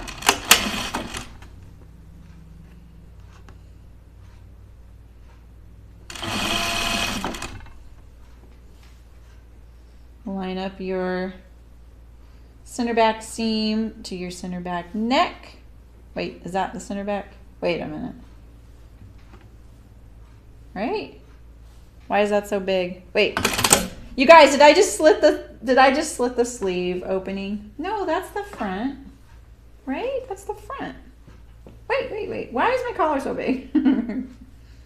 That goes there, that goes there, it goes there. That looks so big. What did I do wrong? Wait a minute. What the heck? What did I do wrong? Did I cut the wrong size? What did I do? This is there. Is it just getting stretched out? What the heck? Look at that. Yeah, I did, Tracy. It fit good.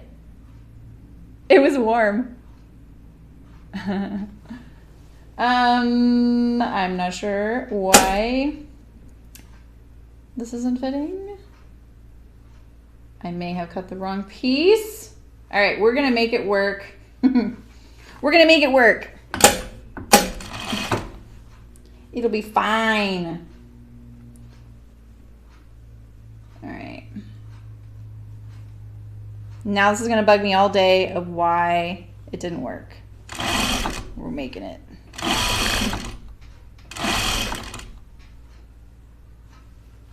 Good thing it's stretchy.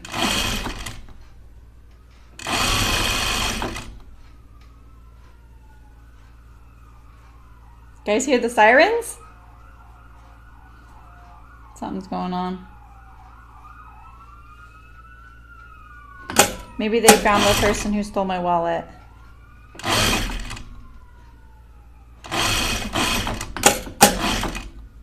All right. So yeah, so like I said, if you want to do this, you could just cut two, or like put the, take the inner collar and cut 4 of it without putting them on the fold, and you should be fine. And then also you want to straighten out the top edge so you don't have the allowance for the gathers. All right, so we have our collar on.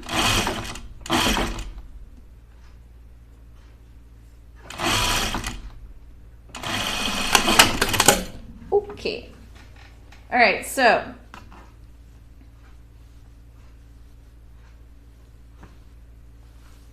here you go. Here is your shirt. We're going to put the zipper in just below the collar, top collar, into this opening here. So the fabric's kind of busy, huh? No, I'm not, Terry. I'm fine. They're near LA. I'm in all of California is pretty much like in this like high fire risk type of situation because wind and it's dry this time of year. There's less green vegetation. I mean, it's a whole thing.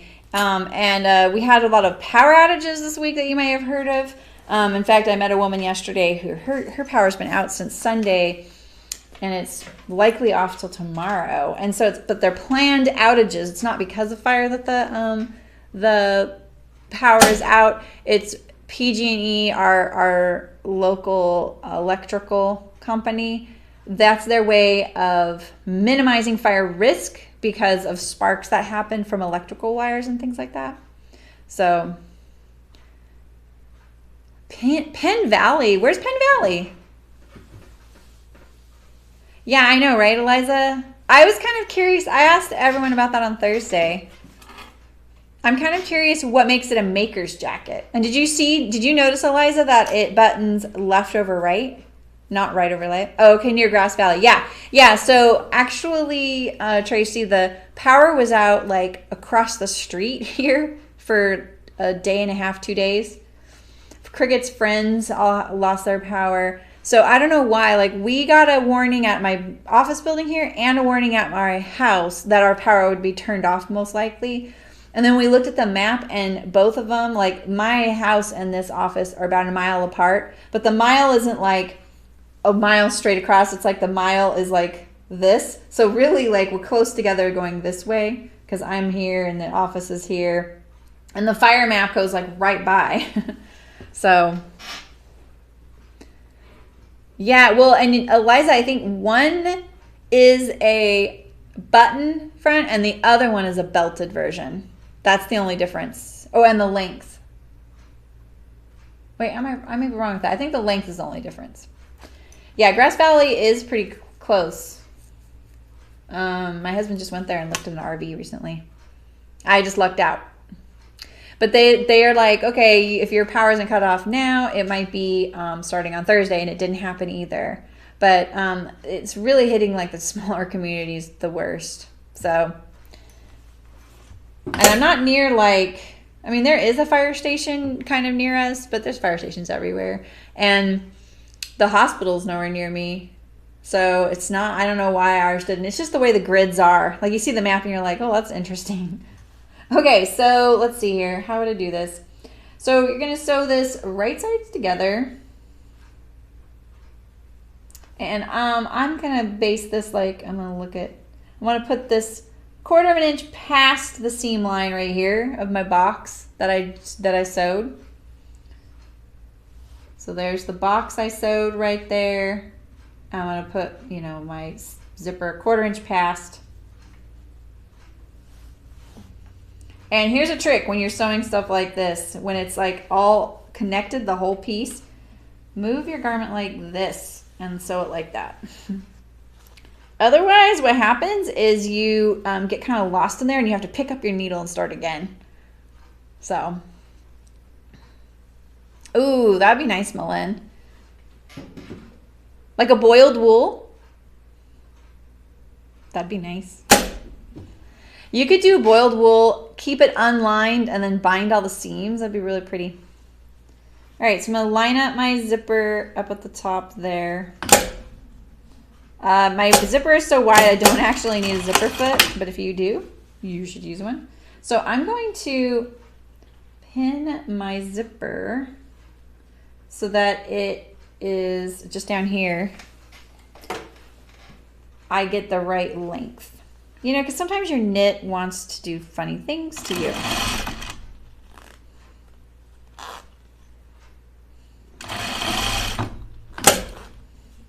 All right, push your neck seam up into the garment.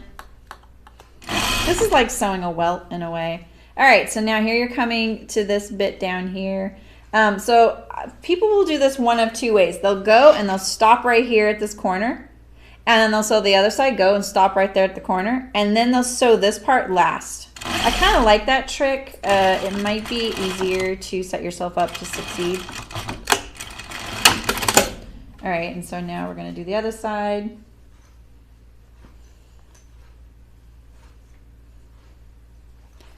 Especially considering you're sewing one from the zipper side and one from the fabric sides. See, now I'm working on the fabric, you know? Oh, really, Melinda? That's awesome that you like duster coats.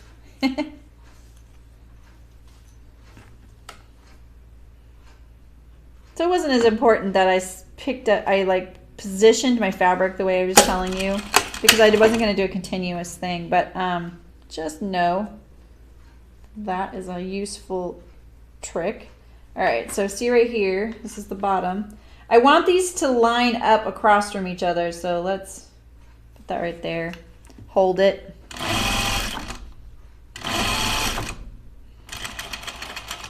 So another trick right now is that you want your neck seam to line up straight across from each other, and I haven't checked that. Let's see if I can check it before I go through. Here, let's just pull it out and check right now. Because see, here's my neck seam right here. So I want it to be about right there.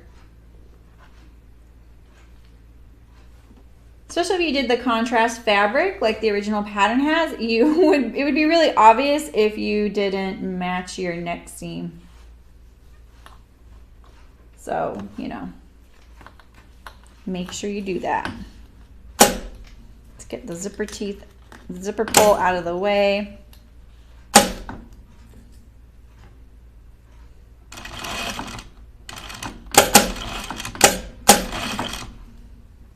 Okay, so pull this little triangle down, but make sure you don't pull too hard and get your corners straight across from each other. I actually got kind of on the other side of my box stitching there, so I'm going to back up and try and get it back on track. All right, so there's my corner, here's my corner. I'm going to hold it with my awl like this. Like this. And now I'm actually going to do across the bottom right now because I'm right here. Get this straight. There we go. Let's see how I did. So there we go. That was easy, right?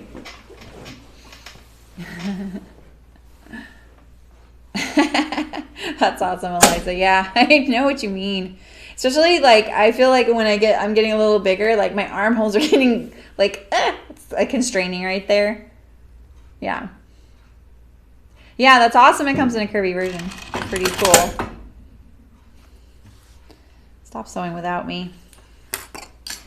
Okay, so now you can top stitch your opening if you like. You can do it or not. Now you really want to clean finish this edge. So this is where some of the trickiness comes in. You're going to notice why some companies look nicer than yours because they have the special machinery. So we're going to do this by, let's see, I'm pulling my interfacing across the top. Now you could have done this in the first, like when you sewed your zipper in there. Maybe you weren't feeling that brave. Just make sure you sew to the left of your stitching. So I'm going to kind of keep an eye on it in there. Especially because mine's orange. I like to challenge myself.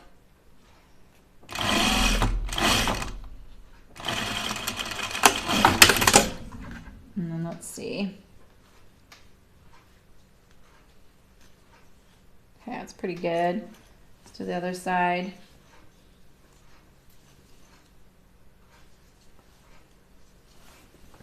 I'm going to start from the bottom this time.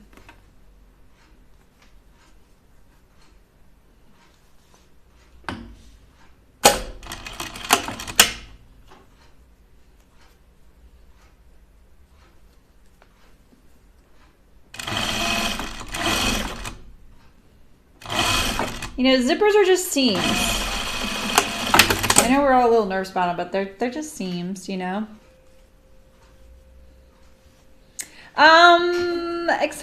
Hillary, I would probably actually just if the rest of the garment fits really good. Ooh, actually, I feel both ways about it. Like I feel like the shoulders are the key to things fitting really well, and when the shoulders fit, then you can modify the rest, right? Because especially if it's a set-in sleeve and with an armhole, you really want this whole area here to fit really well. And so if you need to size up there, I would, and then adjust the bust and waist if you need to. But, you know, if you just need a little bit broader shoulders, you're not going to change the armhole circumference. You could try just bumping out your armhole there at the shoulders, and that was perfectly timed, and then just blend in the line to your armhole. But if the armhole is going to change very much, you don't want to lose the armhole circumference that gives you the ease of the sleeve. Like if the sleeve has ease in it, it's a set-in sleeve, it has ease in it, you don't want to make that armhole a little bit smaller and then lose like the sleeve easing in, you know, or you don't want to make the armhole bigger and then there's no ease in the sleeve. That's what I want to say. So it probably depends on the garment. I have pretty straight broad shoulders myself, and I feel really like strongly that having the shoulders fit is so key. Okay, so let's see if we can figure out a way to, we're going to try and clean finish this neckline here. I feel like I may have started this off a little bit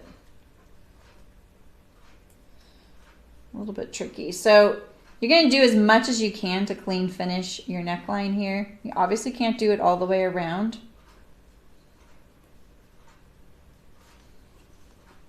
But you can do some.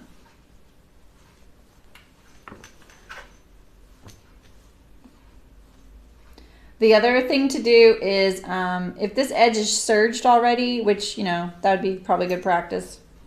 If you want, you don't have to.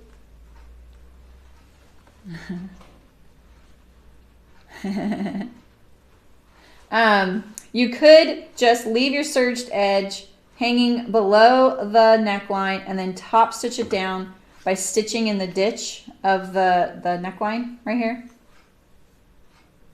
So stitch in the ditch here, and then your little, you know, serged edge would be hanging just below the seam line of the neckline on the side. I'm going to try and, I feel like I set myself up a little bit incorrectly here, but I know that I had to do that. So, all right, so we're going to sew part of our neck like this, though, as much as we can. And I'm just putting it right sides together along the neck seam. And see, look, it's kind of burrito style. See that? And let's see, which one did I have to stretch? Did I have to stretch the collar? Yeah, right? I think I did. You still want to stay on the seam allowance, because remember, the collar has the seam allowance.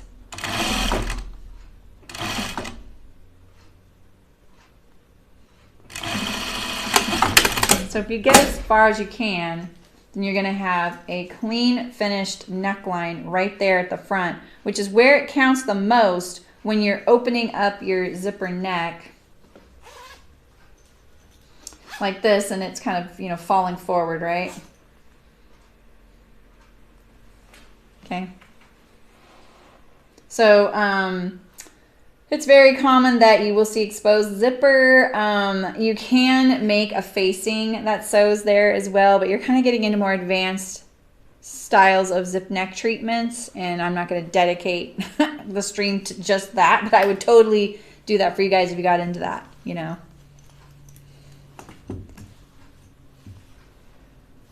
So there we go. So you have this one still left to do, but you have this clean finished, and then with this remaining opening back here, so say you've already clean finished this one, say you're just going to let it hang down below, line up all your seams, and then stitch in the ditch on the right side, right in here. My collar doesn't fit though, so let's see if I can, I'll do a little bit of it. This is where this goes, right? Yeah, just like that. So what I would do is pin it so that you can sew it from the right side. So make sure your pin is perpendicular to the seam.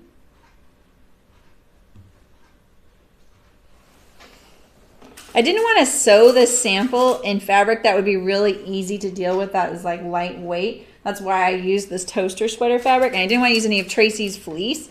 So, sorry it's a little busy to see everything. Okay, so now see, I have that, that edge would be serged.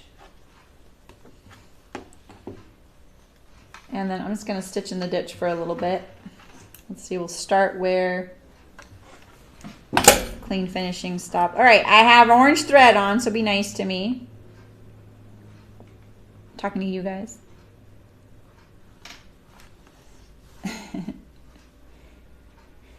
You guys plotting jackets?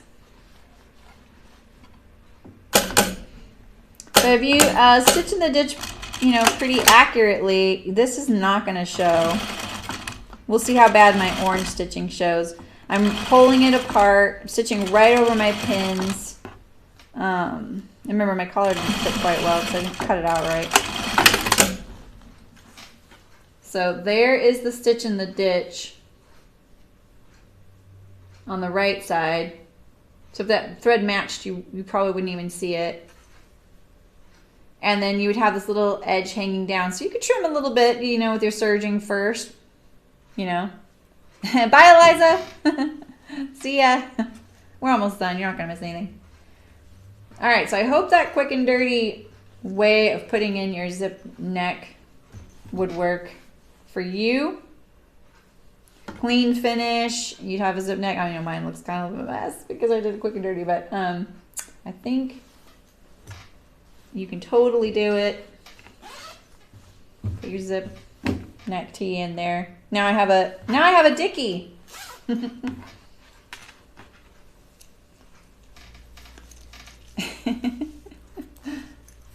Oh, let's get my hair out of the way.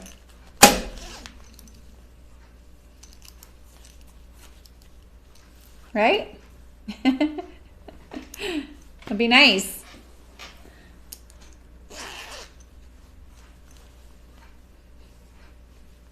There we go. Okay, right? Well, this was awesome, you guys. It's always great to sew some outerwear. We've been doing a lot of dresses and summer clothing, right?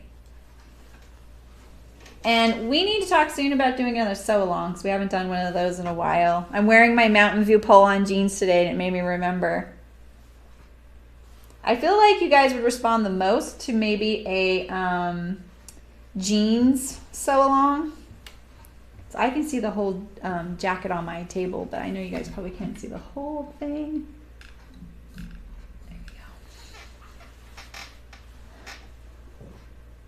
we go. Right? Exactly, Tracy. Exactly. There we go. We have our kangaroo pocket. Facing. Thumb holes and adjustable neck. Pretty good. So remember that Tracy has a 15% off coupon in her shop through October for this pattern, and the code is so live. Right? I know, Accelerate. I know. I really recommend the Mountain View pull-on jeans. We did those as a sew along last year. I don't know if you've ever seen these, but they look like jeans. Like when my shirt is like hanging down, they look like jeans. Can you see? Yeah. And then it has the panel. But they look like jeans. I don't know if you could see that very well.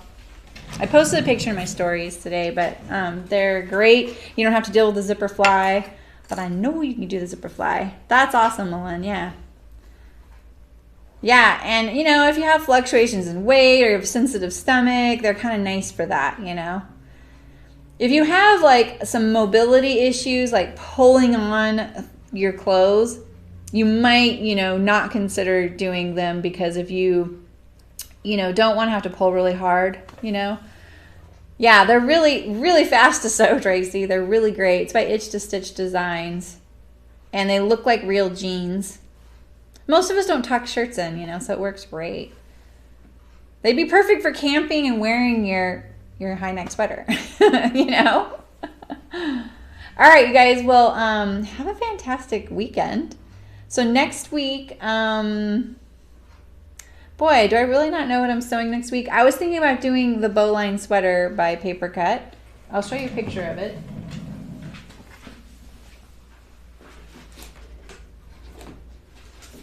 It's very interestingly constructed. It has this like kind of origami style folding there, and DIY instructions here.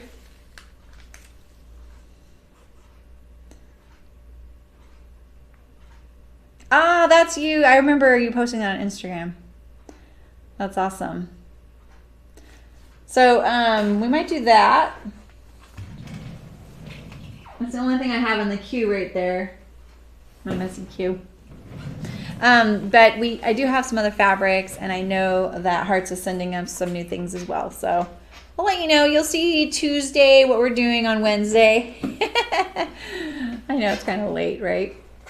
I really, really, really also am thinking about making another pair of bib overalls because I really want a floral pair. I saw the corny rainbows pair and I was like, I really want that. I really want those. So maybe we'll do that. Okay, cool. Thanks to Apparel Pattern Making for sponsoring us. That was awesome, Tracy. We really appreciate it. Yeah, exactly. Yeah, I remember that. Exactly. Yeah, it was you. Yes, and don't forget to use the code. It was really nice of Tracy to give you guys a code. I know a few of you have gotten it already, and if you make them, I want you to tag me and tag her. I want to see that you make it. And you can use the hashtag SoSoLive so I can see it, or you can just tag me. I don't get so many tags that it'll get lost. Like not when I was on Chicken Boots, I'd be like, oh, I didn't see these. So I would love to see what you make. I can't wait because there's a lot of fun variations you could do with the fabrics on this. Oof, man, lit lava in my office right now. I just swept too, but I never let things touch the floor in here, you know. Cute. All right, have a great weekend, and I'll see you guys on Wednesday, and Tuesday on Instagram I'll post the new schedule. If you're not following me, please follow and subscribe to the channel. I'm on Twitch and YouTube. I'm live Wednesdays, Thursdays, and Saturdays at 11 a.m. We cut on Wednesdays. We sew Thursday and Saturday, usually part 1 and part 2. And anytime you see an ad, if you can't financially support the stream, please just watch the ad. You can just walk away. That helps me. It's not much, but it's something. And you can support me on Patreon. Soon, all the Patreon subscribers and the people who've donated through Streamlabs are going to get a free pattern for the pin cushion that I've been working on for the pie slice and the cupcake. What else? And if you're on Twitch, or you want to go to Twitch and you're an Amazon Prime member, you can connect your accounts and then give me a Twitch Prime subscription. It costs you nothing, and it gives me $5 for free. So every month you can renew it. You have to manually renew that. It's very easy to connect your accounts. And it's a great way to give a streamer that you really like $5. So hope you'll not forget to use your Twitch Prime subscription. All right, I'll see you guys on Wednesday. Have a great weekend. Stay safe, stay warm and cozy, and have a wonderful time sewing whatever you're making whenever you get to. I'll talk to you guys soon. Bye.